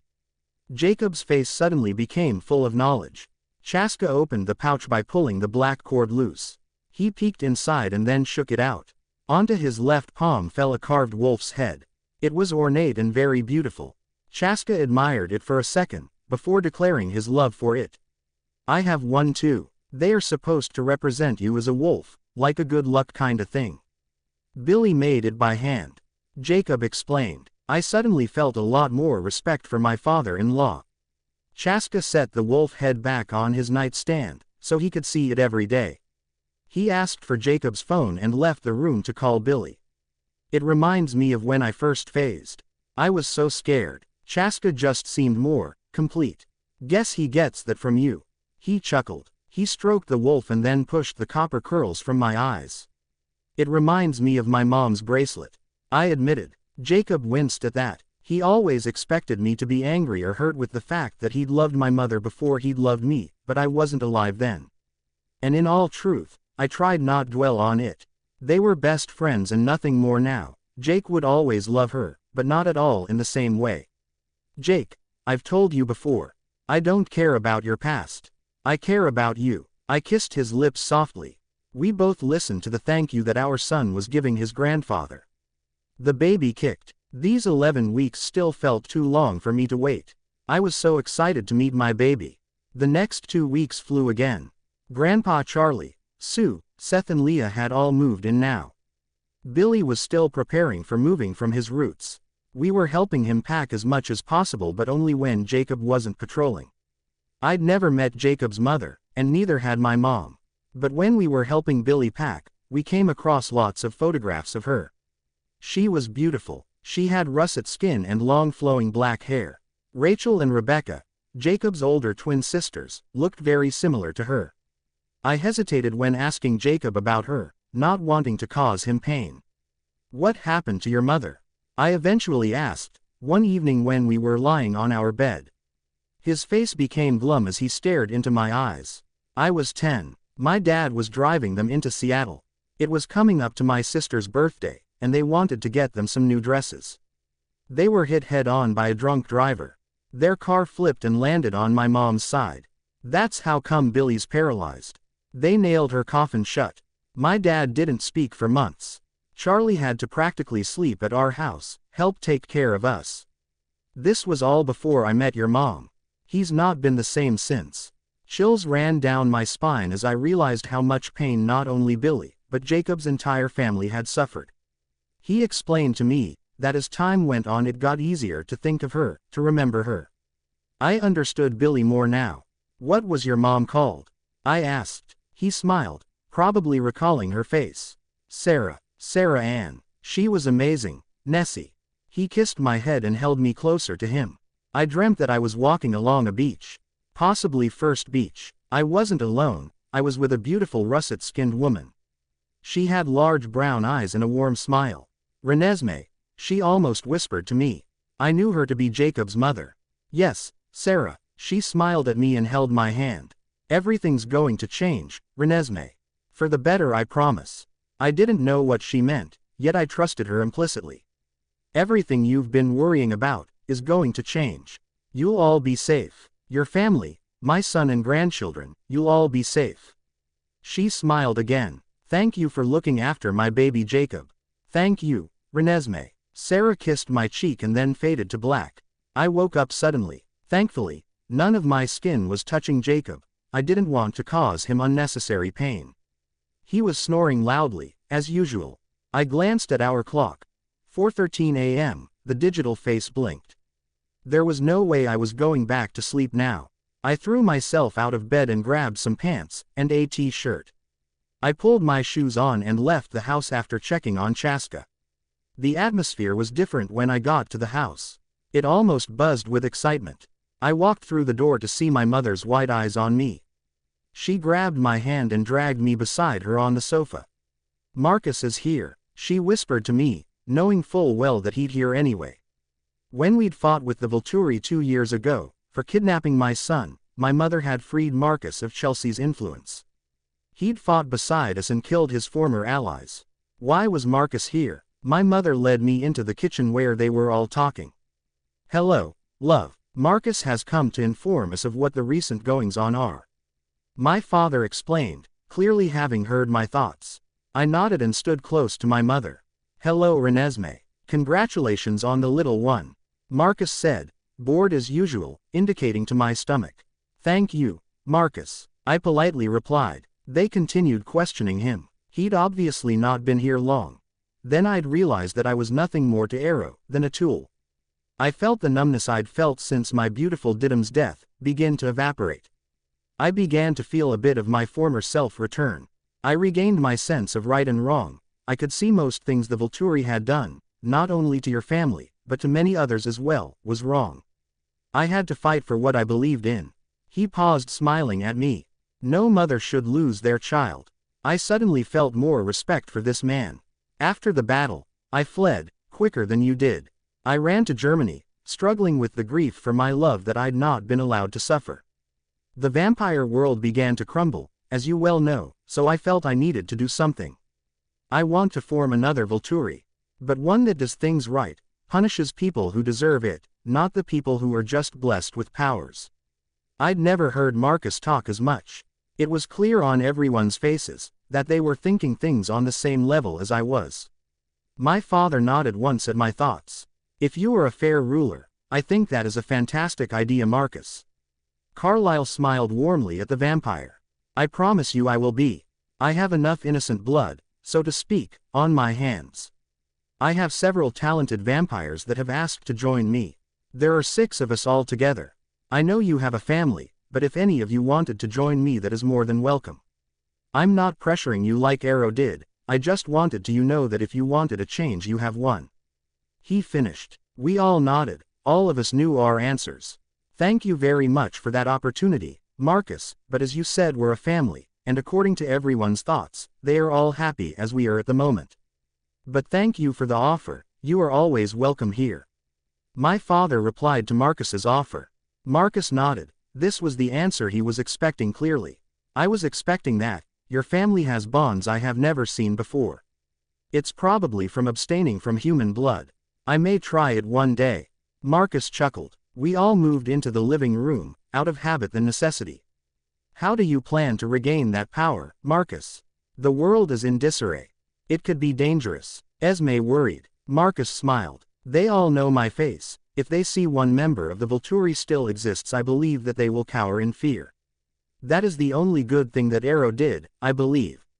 So I intend to go back to Volterra, now it's all been rebuilt by the humans, and claim my throne back. He explained. Alice closed her eyes and concentrated. They shot open. Marcus, I can see that working. You may face small resistance but nothing more, you shouldn't even need to destroy anyone. She explained. My father nodded at someone else's thoughts and smiled back. I placed my hand on my stomach as my child kicked me. We sat in the living room discussing everything that happened in the past 2 years. I heard of the uprisings. There's been quite a few. The whole vampire civilization is becoming too conspicuous. Marcus sighed. The bored expression covered his face again, but it wasn't as severe as it was. I put it down to the fact that he was missing his true love, his soul mate. Yes, so did we. I myself was quite fearful that we would encounter problems here. Being such a large group and all.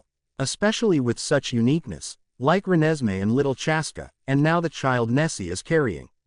But thankfully, we've not yet had any problems.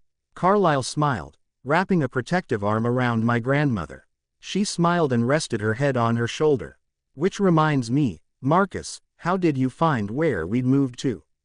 Our scents will have washed away now. My father asked. I'd not even thought of this. A crooked smile crossed my father's face in response to mine, or one of my family's thoughts. I figured it must be Emmett because he had a huge grin on his face. Well, I tried Forks first. The surveillance there is interesting. I came across the wolves, and remembered their faces. One of them recognized me and phased. It was your husband, Renesmee. He told me that if I meant no harm to visit you here. He smiled warmly at me. It made me curious why Jake had never told me. It had probably slipped his mind, or he thought I'd panic. I needed to see you, to explain my plans. I didn't want to offend you after all the problems we've caused you in the past, and after you'd freed me from the control of Arrow and his witches. He spat the last line, clearly bitter. Young Bella, when you freed me everything I'd ignored had become so clear. After recalling events from centuries ago, I realized that Arrow had murdered Didym, his own sister, to keep me from leaving him. Everything he'd told me never made sense. I was just clouded by the loyalty I felt towards him.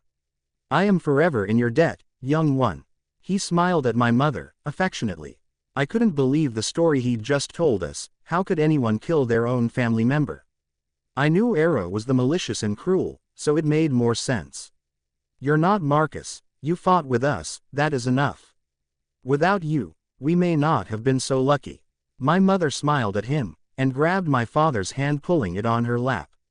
I hadn't noticed the time when Jacob and Chaska walked through the door. They sat beside me, silent. Chaska scrambled onto my lap.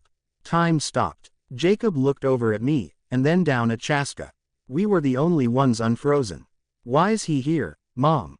Chaska's eyes bugged towards the remaining ancient. It gutted me to realize how fearful Chaska now was. That used to be me. He doesn't mean us any harm, I promise. He came to ask what we knew about the problems in the vampire world. And to inform us that he's going to try and get into power. But Marcus is the nice one, Chaska. He helped us. Chaska nodded and then turned his head to Jacob. Jacob smiled reassuringly. He turned his head into my shoulder and time restarted. From what I could tell, Alice could see that Marcus had no trouble regaining his power. Did this mean that the squabbles for power would soon be over? Would we escape them with no trouble? I couldn't be sure. There was still too much uncertainty for my liking. I crossed the date off of the calendar, in our kitchen. Jacob stepped behind me and wrapped his arms around me.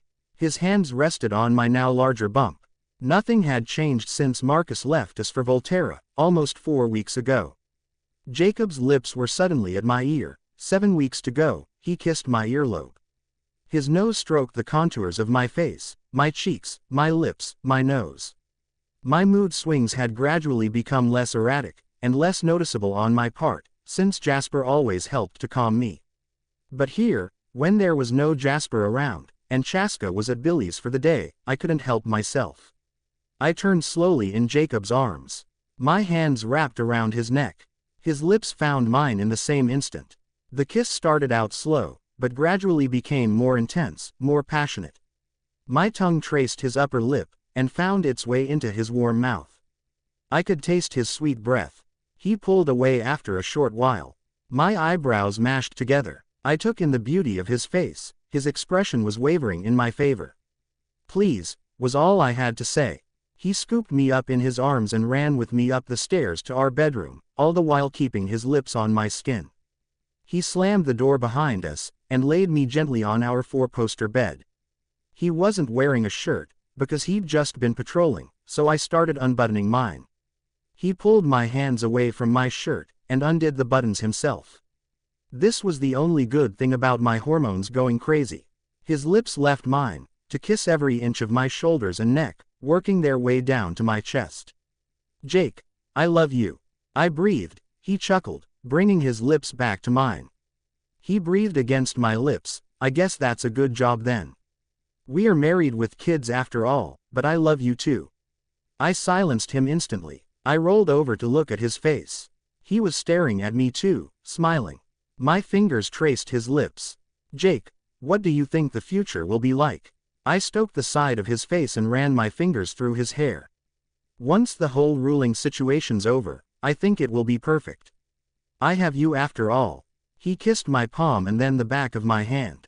I mean, for us. Do you think we'll cope with 2 kids? He chuckled and shook his head a little. So you can face vampires that petrify you, on multiple occasions, but the prospect of having 2 children scares you. He raised his eyebrow. My hand instantly flew to my stomach, where the little one had just kicked. Not that it scares me, it's just something new really. It's hard for me to imagine.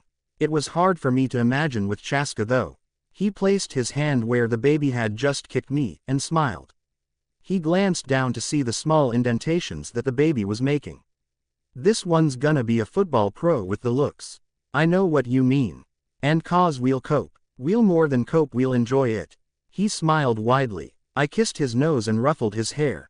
Come on, we best go get Chaska before he freaks your dad out with the time-stopping thing. I jumped out of bed and pulled my clothes back on. Jake copied me and chuckled as my top was too tight. I guess you grew faster this week. Want one of my t-shirts? He asked. I nodded, smiling. He reached into his closet and pulled out a t-shirt. In big white print read the words, "Kiss me, I'm sexy." Funny Jacob. I rolled my eyes as he threw me a plain navy blue one. I pulled it on. We stopped outside Billy's bungalow in Jacob's Lamborghini. I was glad that I had all of my family close. As we got out, I saw Grandpa Charlie heading out with his fishing rod. I told Jacob I'd meet him inside. I called over to my grandfather. He turned around and walked towards me. "Hi Nessie, how are you? Wow, you've got loads bigger since I last saw you." He wrapped his arms around me awkwardly and pulled away to cough. I folded my hands over my stomach. I know, right? I feel like I've swallowed a whale.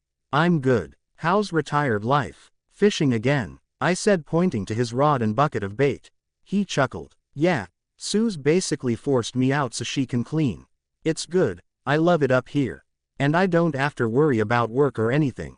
"You visiting Billy?" I loved how they lived next door to each other now. They were best friends through and through. "Yeah, he wanted Chaska for the day to tell him the Quileute stories." Charlie nodded and smiled. "I've heard them too much now.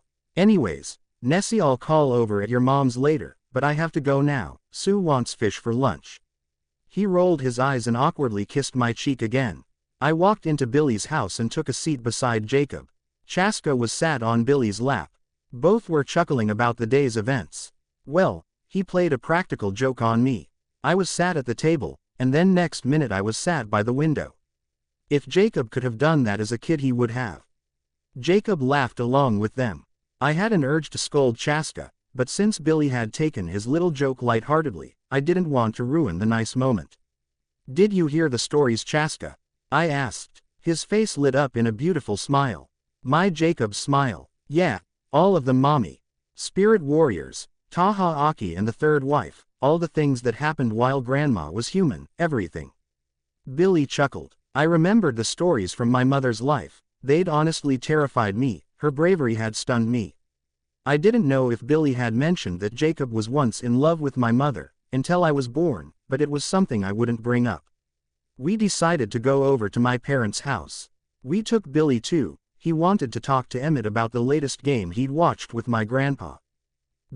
Chaska ran straight into my father's arms.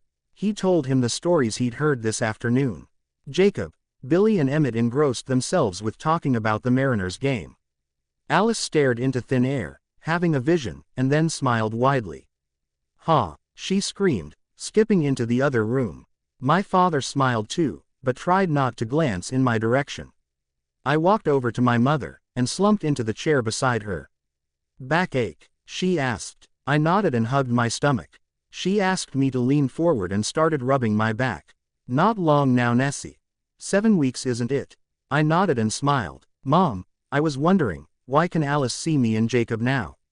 I chickened out of what I was really going to ask. "We think it's because she's more familiar with you all now. And she can see Chaska because he's closer to human, I think." I nodded. "I was also wondering, after I was born, did you still love Jacob?" She shuffled uncomfortably. "Not in a romantic sense. I loved him more like a brother. He's still my best friend. But my feelings for him in that way faded." "Why did you ask?" We didn't speak of the feelings they'd both felt for each other at one time. I only knew because they didn't want to lie to me. Billy explained to Chaska about everything in the past. I didn't know whether he told him about your feelings.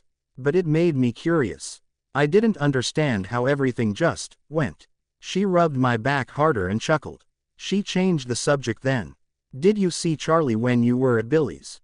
It was obvious that our conversation had made her uncomfortable, so I didn't mind. "Yeah, he said he was gonna call round later after he'd been fishing." I heard Chaska snoring against my father's chest. I looked around at the same time my mother did. "He's had an exciting day. He finally understands," my father whispered. I understood more too. I understood how quickly everything had changed when I was born. I understood that Jacob had chose me because I was his soulmate, as my dad was my mom's.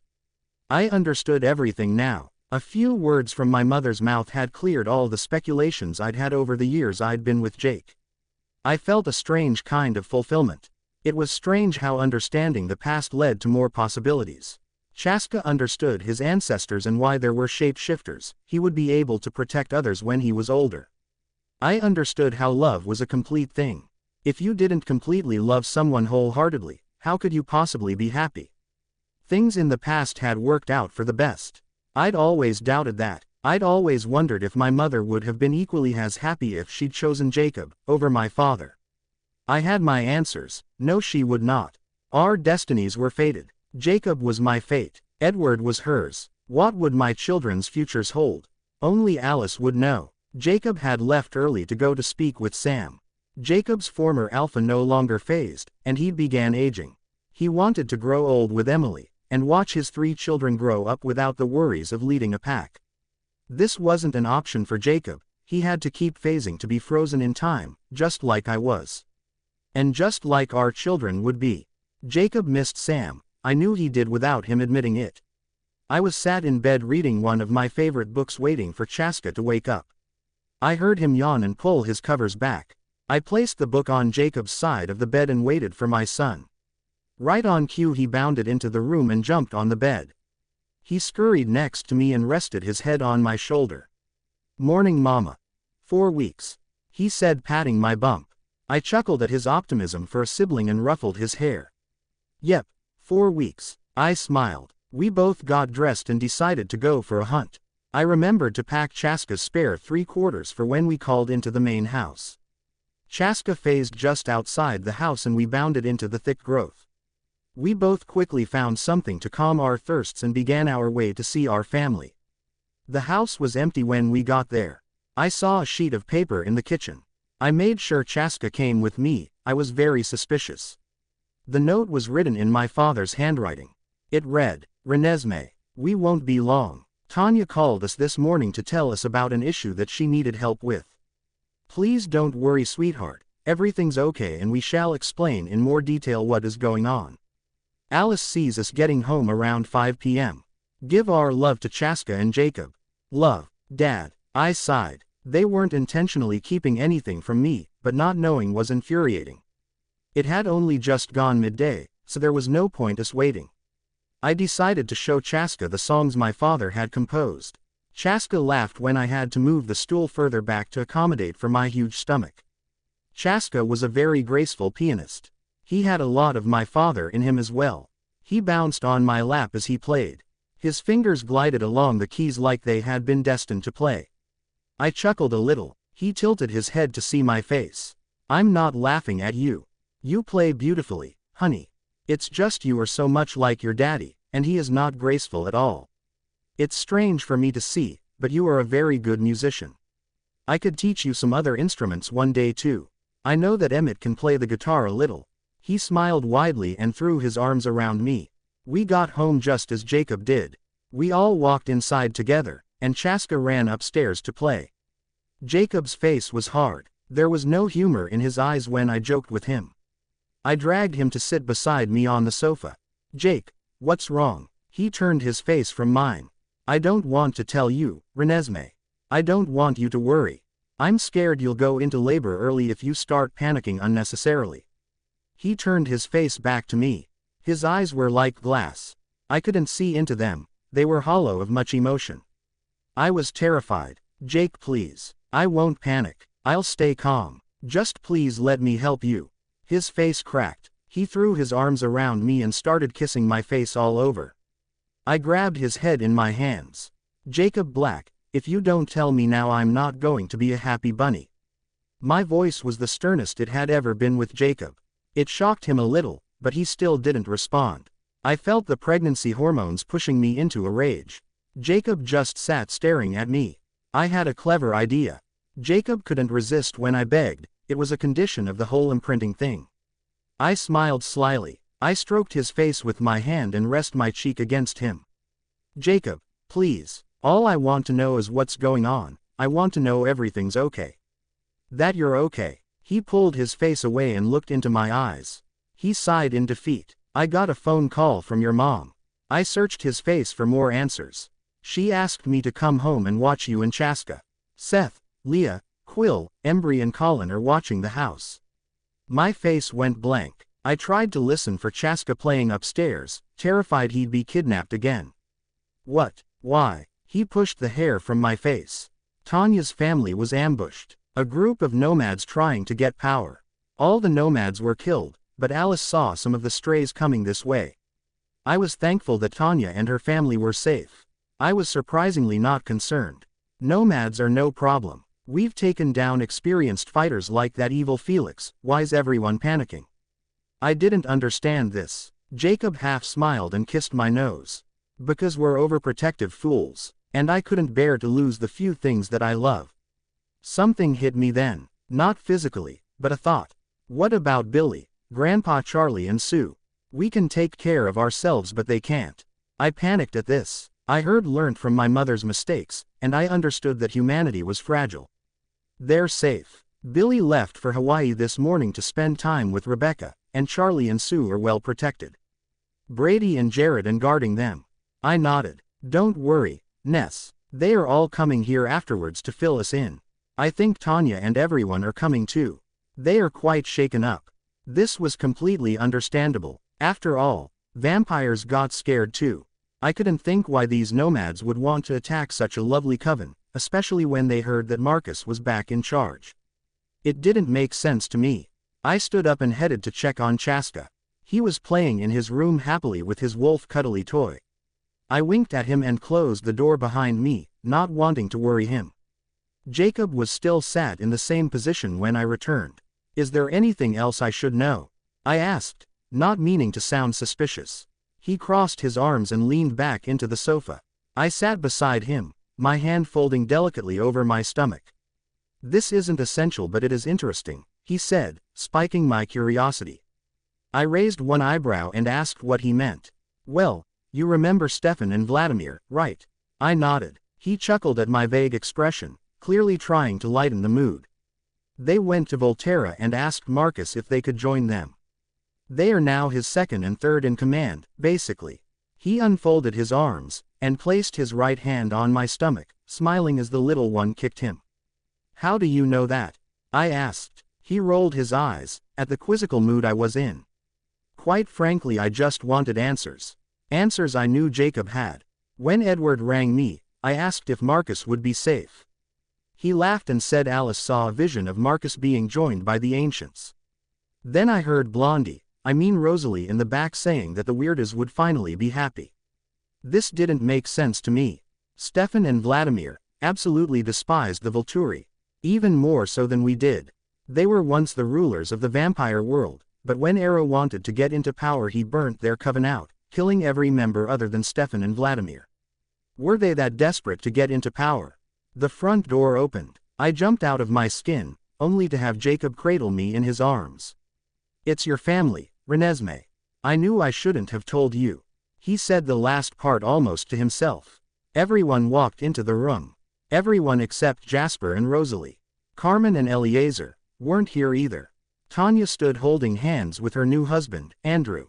Her face was blank, as were her new husbands, her sisters and her brother-in-laws. Carlyle sat beside me, and stroked my hand. Don't panic, Nessie. We've got it under control. He smiled warmly at me before wrapping his arm around my grandmother. My mother and father sat on the floor across from us. My mother rested her head in his lap, while my father stroked her hair.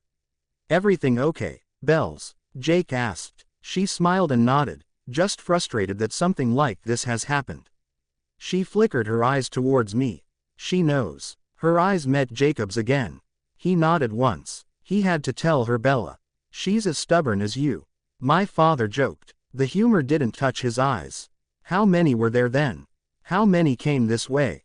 I looked to Alice for the answers.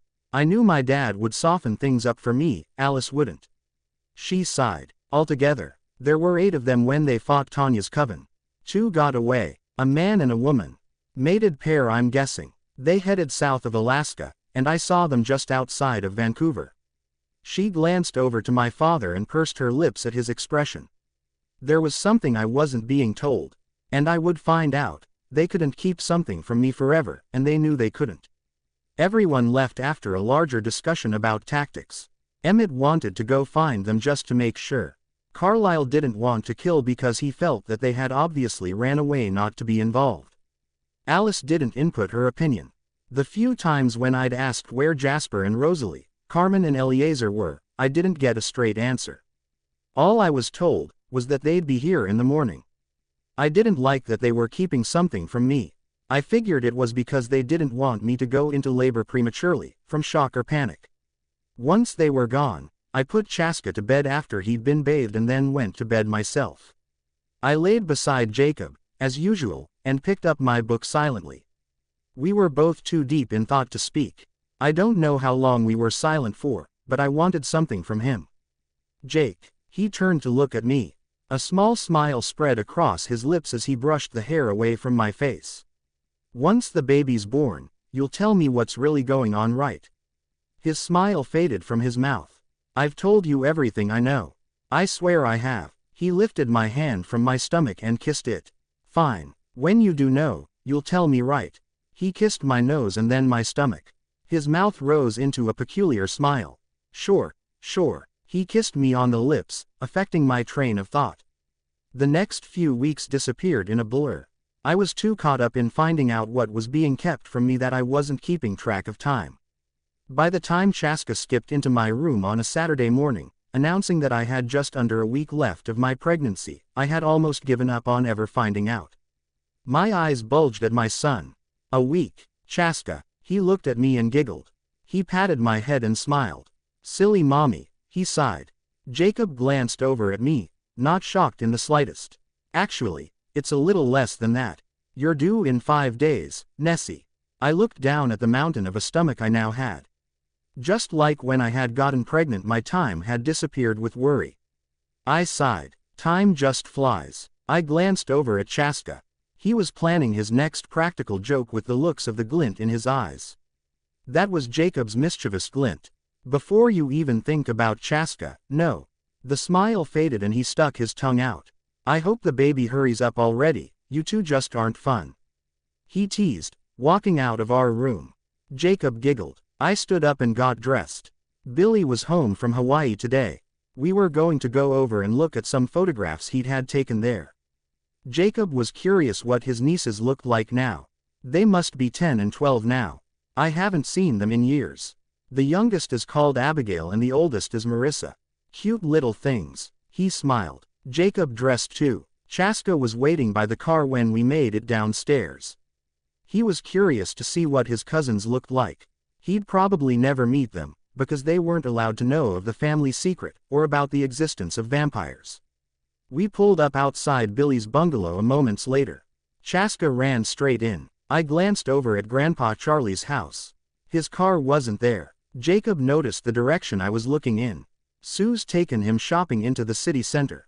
Leah was thinking about what she needed, when we patrolled last night. He explained. I nodded and took his hand as we walked into his father's home. Hey you two. Not long now, Renesmee. I can't wait to meet the little one. Billy smiled warmly at me. I sat beside Jacob on the loveseat as usual. We glanced through pictures of Billy's vacation. Jacob, your sister is beautiful. I gasped. She looked very similar to photograph of Sarah that I'd seen. The next photograph I was handed was Billy and his 2 granddaughters, Marissa and Abigail. He noticed the warm smile on my face. They are my girls. They've grown up lots. You know what, Jacob? They aren't a thing like Rebecca and Rachel were. They actually do their homework. Jacob chuckled and shook his head. Homework sucks though, Billy, that's why they never did it. Chaska, who was looking at pictures of them, almost looked sad. I'll never meet them, will I? They won't know what I am. Billy cuddled him and rocked him as best as he was able. One day maybe, when you've stopped growing so quickly. Chaska accepted that and carried on looking at the photos. I wanted to meet Jacob's family properly, not just at a distance like at our wedding.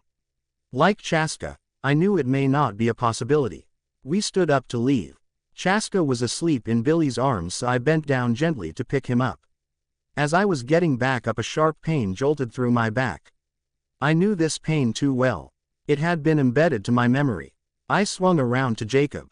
Guess Chaska won't have to wait 5 days to meet his little brother or sister. I said. It took Jacob until my next contraction to figure it out. I handed my son to Jacob, and pressed my hand to my back, bending over in pain. Jake, leave Chaska here to sleep. You need to take her to Carlisle. I'll bring him over in a couple of hours. Jacob nodded and scooped me up in his arms. We ran out of the front door, all the while I was screaming. He lowered me into the Lamborghini and drove the fastest speed possible to the main house.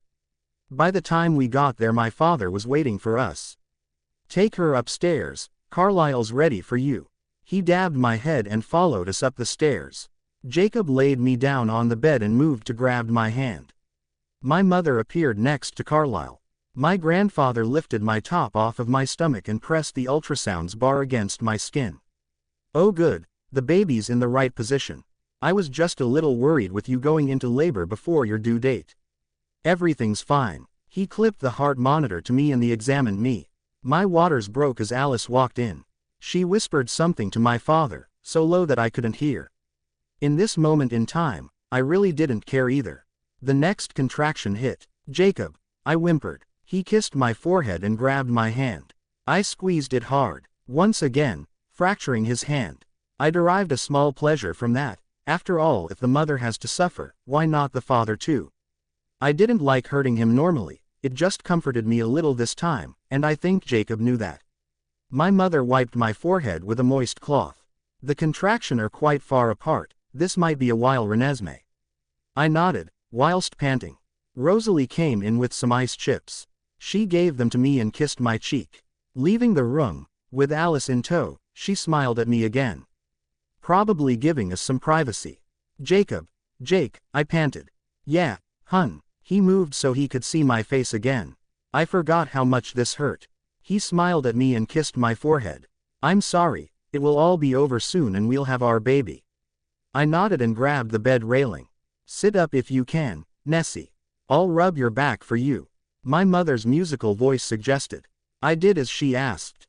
I felt the bed moved under her weight. She was such a big help. Another 2 hours of contractions ensued. I was exhausted. Carlisle checked me again. You can start to push on your next contraction. I felt like I had no energy left.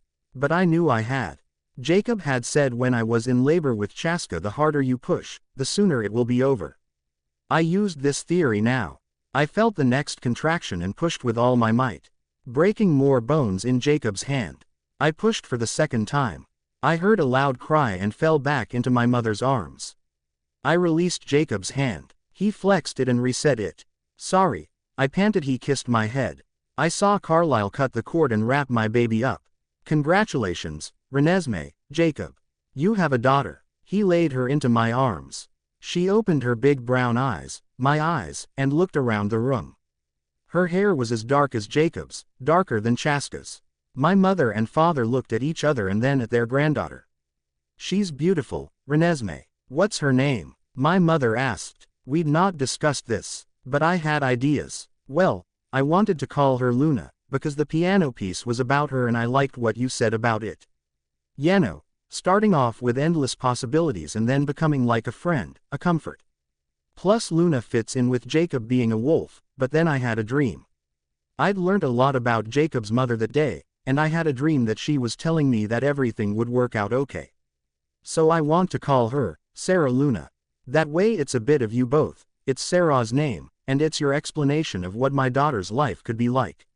I panted, still exhausted. I love it, Renesmee, my mother said, quite touched. Jacob looked at our daughter. My mother would be honored. Thank you. He kissed my head and then Sarah's. Welcome to the world, Sarah Luna Black. The door swung open and my son bounded in. He jumped on the bed, causing me to cringe with the pain that labor had caused. I still held Sarah in my arms. She was sleeping. Chaska peered over at her, noticing the blanket was pink. Well, she's not a boy, but she's cute. I guess I can still teach her stuff. He shrugged. He kissed her forehead and jumped down from the bed. Billy wheeled himself closer. I handed his granddaughter to him. He took her lightly in his arms and smiled. She is absolutely beautiful. What is she called, Renesmee? He glanced up at me then.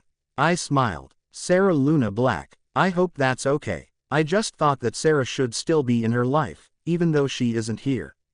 I had never seen Billy cry. But at the mention of his late wife's name, his eyes welled up. The tears threatened to spill over but they didn't. That is so thoughtful. I love it. Her grandma would be so proud. He continued to nurse her as Jacob walked back in the room with a Moses basket. He sat it down and picked Chaska up in his arms. Like your sister then, little man. Chaska hugged his dad and smiled widely. Yeah, she's cute. She'll be better when she's older though. He did a wide toothy grin and looked over at her again. Billy handed her to Jacob. He rearranged Chaska to straddle his hip, and held Sarah in his free hand. He looked so proud. Alice skipped in with a camera. She snapped pictures of everything, before Carlyle gracefully entered the room. Come along Alice. Renesmee needs her sleep, so she can heal quicker. And little Sarah's only been on the earth 2 hours and you're already attacking her. He chuckled. Alice apologized and wheeled Billy out of the room. Jacob laid his daughter in the Moses basket and smiled at me. Chaska kissed his sister and myself on the cheek, and they both left. Carlyle examined us both and then left us to sleep. I tried to listen to the conversation downstairs. I could hear Alice talking to the others. My mother and father weren't there. What do you mean Alice? I hear Rosalie. Her voice was a little more high-pitched than usual. I mean that there's more of them. I saw the female deciding what to tell the others. They've met up with a few others and asked 2 more to join them. Alice sounded worried. Emmett laughed. So what? They'll be inexperienced. I can take them with my eyes shut. Rosalie elbowed him. Someone moved. There certainly should be no problem at all. Not for us, for another 2, 3 months. It will just be inconvenient. Alice sighed. I heard Jasper clear his throat for no apparent reason, other than habit. We should never get complacent, even with Alice's ability. They know after the attack on the Denalis that we are more experienced. They'll be practicing. Never underestimate them. They'll probably get newborns involved. Jasper seemed to sense that I was listening. But maybe this isn't the right time to discuss this. Nothing's going to happen for a few months, and we should be celebrating a birth here. A sudden wave of exhaustion swept over me. I wasn't sure how long I was asleep for. I woke up in a dark room. I still hurt a little, but I felt better. I rubbed my eyes and tried to focus on my surroundings. I was in my mother and father's bedroom. Mom, Dad, I groaned. In a flash I saw 2 white figures standing above me. My mother brushed my hair from my face. What's wrong, sweetheart? My father asked. I rubbed my eyes again. Why am I in here? Where's Jacob, Chaska and Sarah? I could see my mother rolling her eyes. Carlyle wanted to clean the other room. They're all at home. You needed some more rest, and we thought with a snoring husband and a newborn child that you'd not rest. We'll take you home in the daytime. My mother's cool hands made me feel better. I rolled over and groaned a little. I was still in a bit of pain. Damn my impenetrable skin sometimes. Pain relief would be nice sometimes. My father chuckled. If you sleep the pain will go away sooner, you'll heal quicker. He explained. I closed my eyes and started to breathe evenly. I heard the air move as my mother sat down beside me. My father left the room. She hummed a lullaby to me. Her lullaby. I dreamt that I was being chased through the woods. Chaska clung to my back, as I had to my mother's, and my daughter laid in my arms. I ran with them into the light. I knew the chances of my stalkers willingly going into sunlight in a crowded area was minimal. After all, they would sparkle like a disco ball, and throw rainbows at the stunned people. The Volturi would surely step in and kill them if they revealed themselves for what they were. Vampires. I backed into the light, facing the encroaching forest. A sleek shadow stepped into my view. Her face was unfamiliar to me. Her long ivory-colored hair was sleek and menacing against her alabaster skin. She cackled and yielded a pointed finger at me. None of you are vampires. You must die. Marcus won't be best pleased. Her lips curled into a smile. She was glad Marcus would be upset. She was glad she'd kill me, and my small children. She lurched forward into a crouch and leapt towards us. I shuddered in fear. Her shrieks of anticipation were cut off, with the sound of a wolf's cry. I bolted upright, out of my dream. Jacob's eyes widened at my frightened expression. Are you in pain still? He asked, holding his hand to my forehead, and looking me up and down. I shook my head, as I gasped repeatedly for air. Renesmee, what is it? His eyes widened, further still. I came back to reality at the sight of my husband's terrified expression. Nothing, nothing. Just a dream. A nightmare. Where are my children? I was in our home now, as my mother had promised. I glanced around the room looking for my son and daughter. Chaska pushed the door open and lightly stepped through the room. In his hands he held an array of flowers. They reminded me of smaller sunflowers, and were much more colorful. Hope you're feeling better, Mommy. He smiled. His teeth glistened. I smiled and lifted the bunch from his hands, smelling them. I laid them on the table beside me, and stepped out of bed. I didn't feel pain anymore.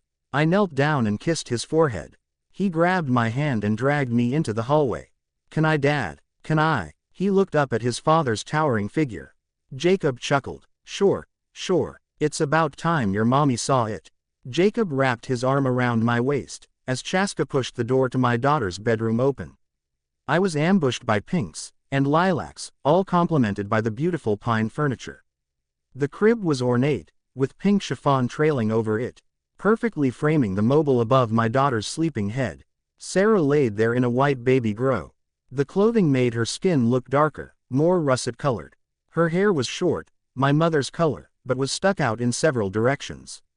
Her little pink lips formed an O shape as she breathed delicately in and out. It's beautiful, I whispered. Jacob and Chaska high-fived each other.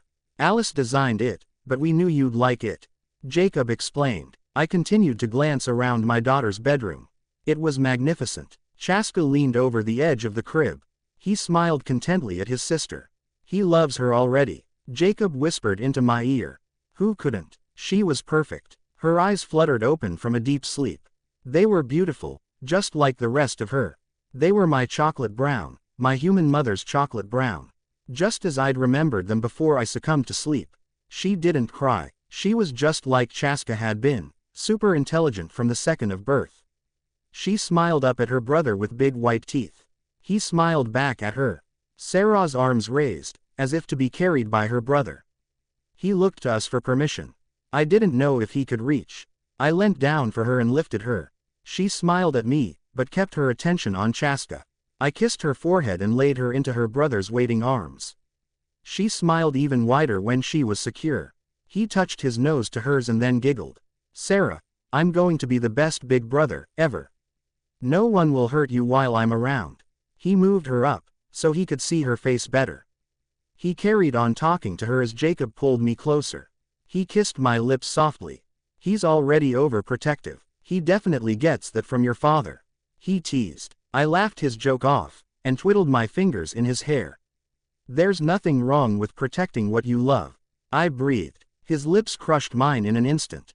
There was more meaning in my words than Jacob would ever know. I'd learned a lot in the past couple of days, things I knew my husband didn't.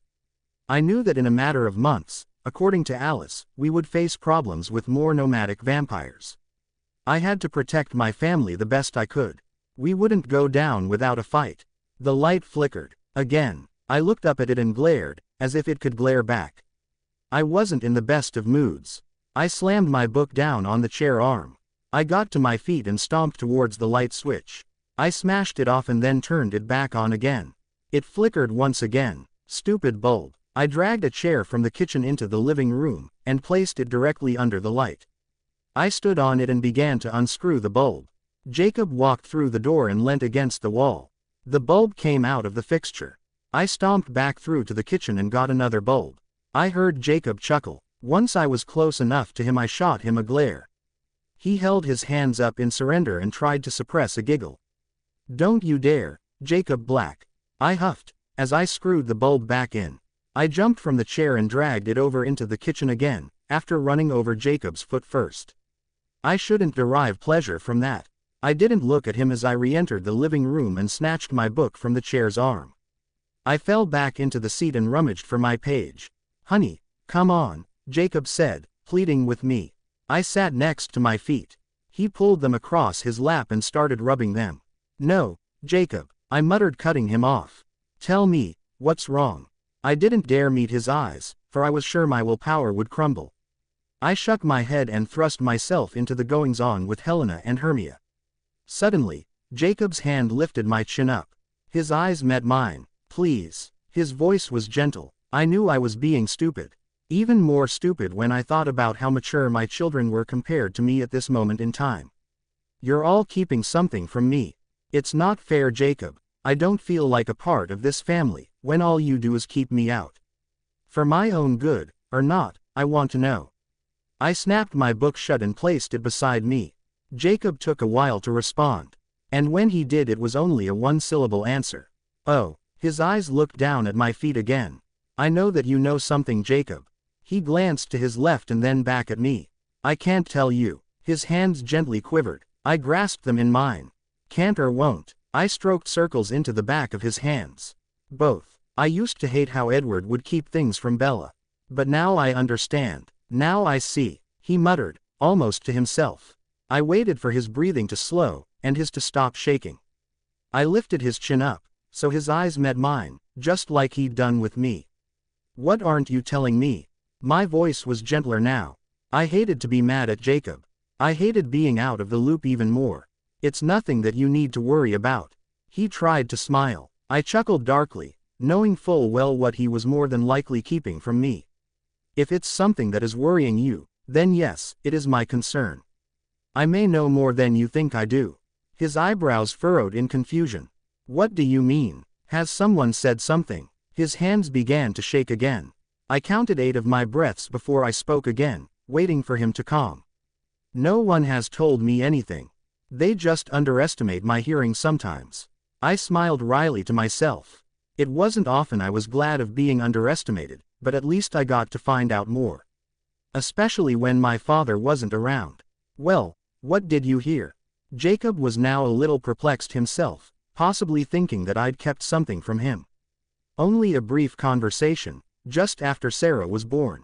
His eyebrows furrowed deeper. He was more easily annoyed than I was.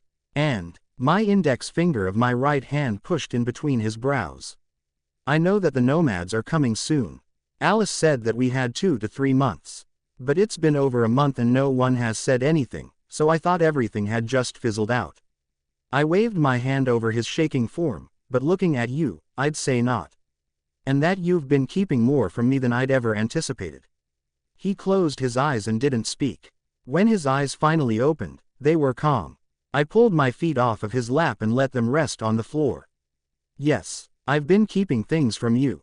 He sighed. Jacob grabbed my hand and rested it on his chest. I could feel the warmth of his skin, and the pulse beneath it. I love you too much to see you worry. To see you worry over something pointless. Something easily dealt with. He shook his hand and kissed the back of my hand. I'm so sorry. I moved his face with my hand again and stared into his eyes. Then tell me everything. I released his face, but continued to stare into his eyes. He shuffled uncomfortably. So you heard about the nomads then? What more did you hear? I need to make sure nothing's missing. I thought about what I'd heard. It didn't seem like much had been revealed to me. Alice said the female had met up with some others, and they'd asked 2 others to join them. Emmett said that if it came to fight, it would be easy because everyone is more experienced. Jasper said to not get complacent because they will have learnt. Then Alice said that it would be in 2 to 3 months' time. So I'm guessing there will be a fight in a month or 2, if they haven't decided anything else. Jacob gulped, and stroked my face with the back of his hand. You don't even know the half of it. He sighed. Clearly he was upset that he'd have to tell me this. What you heard was true at the time. We have just under a month, before they even come close now. Things have sped up since you found out. They've gathered more troops, so they are very complacent. There's about 9 of them in total now. They've been killing a lot. Most of the settlements around Alaska have gone. They made the news a lot. CNN were going crazy. Jasper still wants to believe that newborns are involved. We're not so sure. Edward thinks that if newborns were involved the death totals would be higher. Marcus called to ask if we were aware of the situation. He was saying that he doesn't want to interfere unless things get critical. He's scared that there's an ulterior motive, as do Stefan and Vladimir. All this hits Vancouver in 3 weeks, and gets closer to us around the 4th week. That's when they decide to ambush and we attack. Their plan is concrete. They are unaware of Alice's decisions, but they are all set on attempting to massacre us. We don't know why. Jacob moved his gaze from mine, as the information seeped into my brain. They had a schedule. My family knew exactly when this was going to happen, yet they didn't tell me. I didn't understand this. Why didn't you tell me?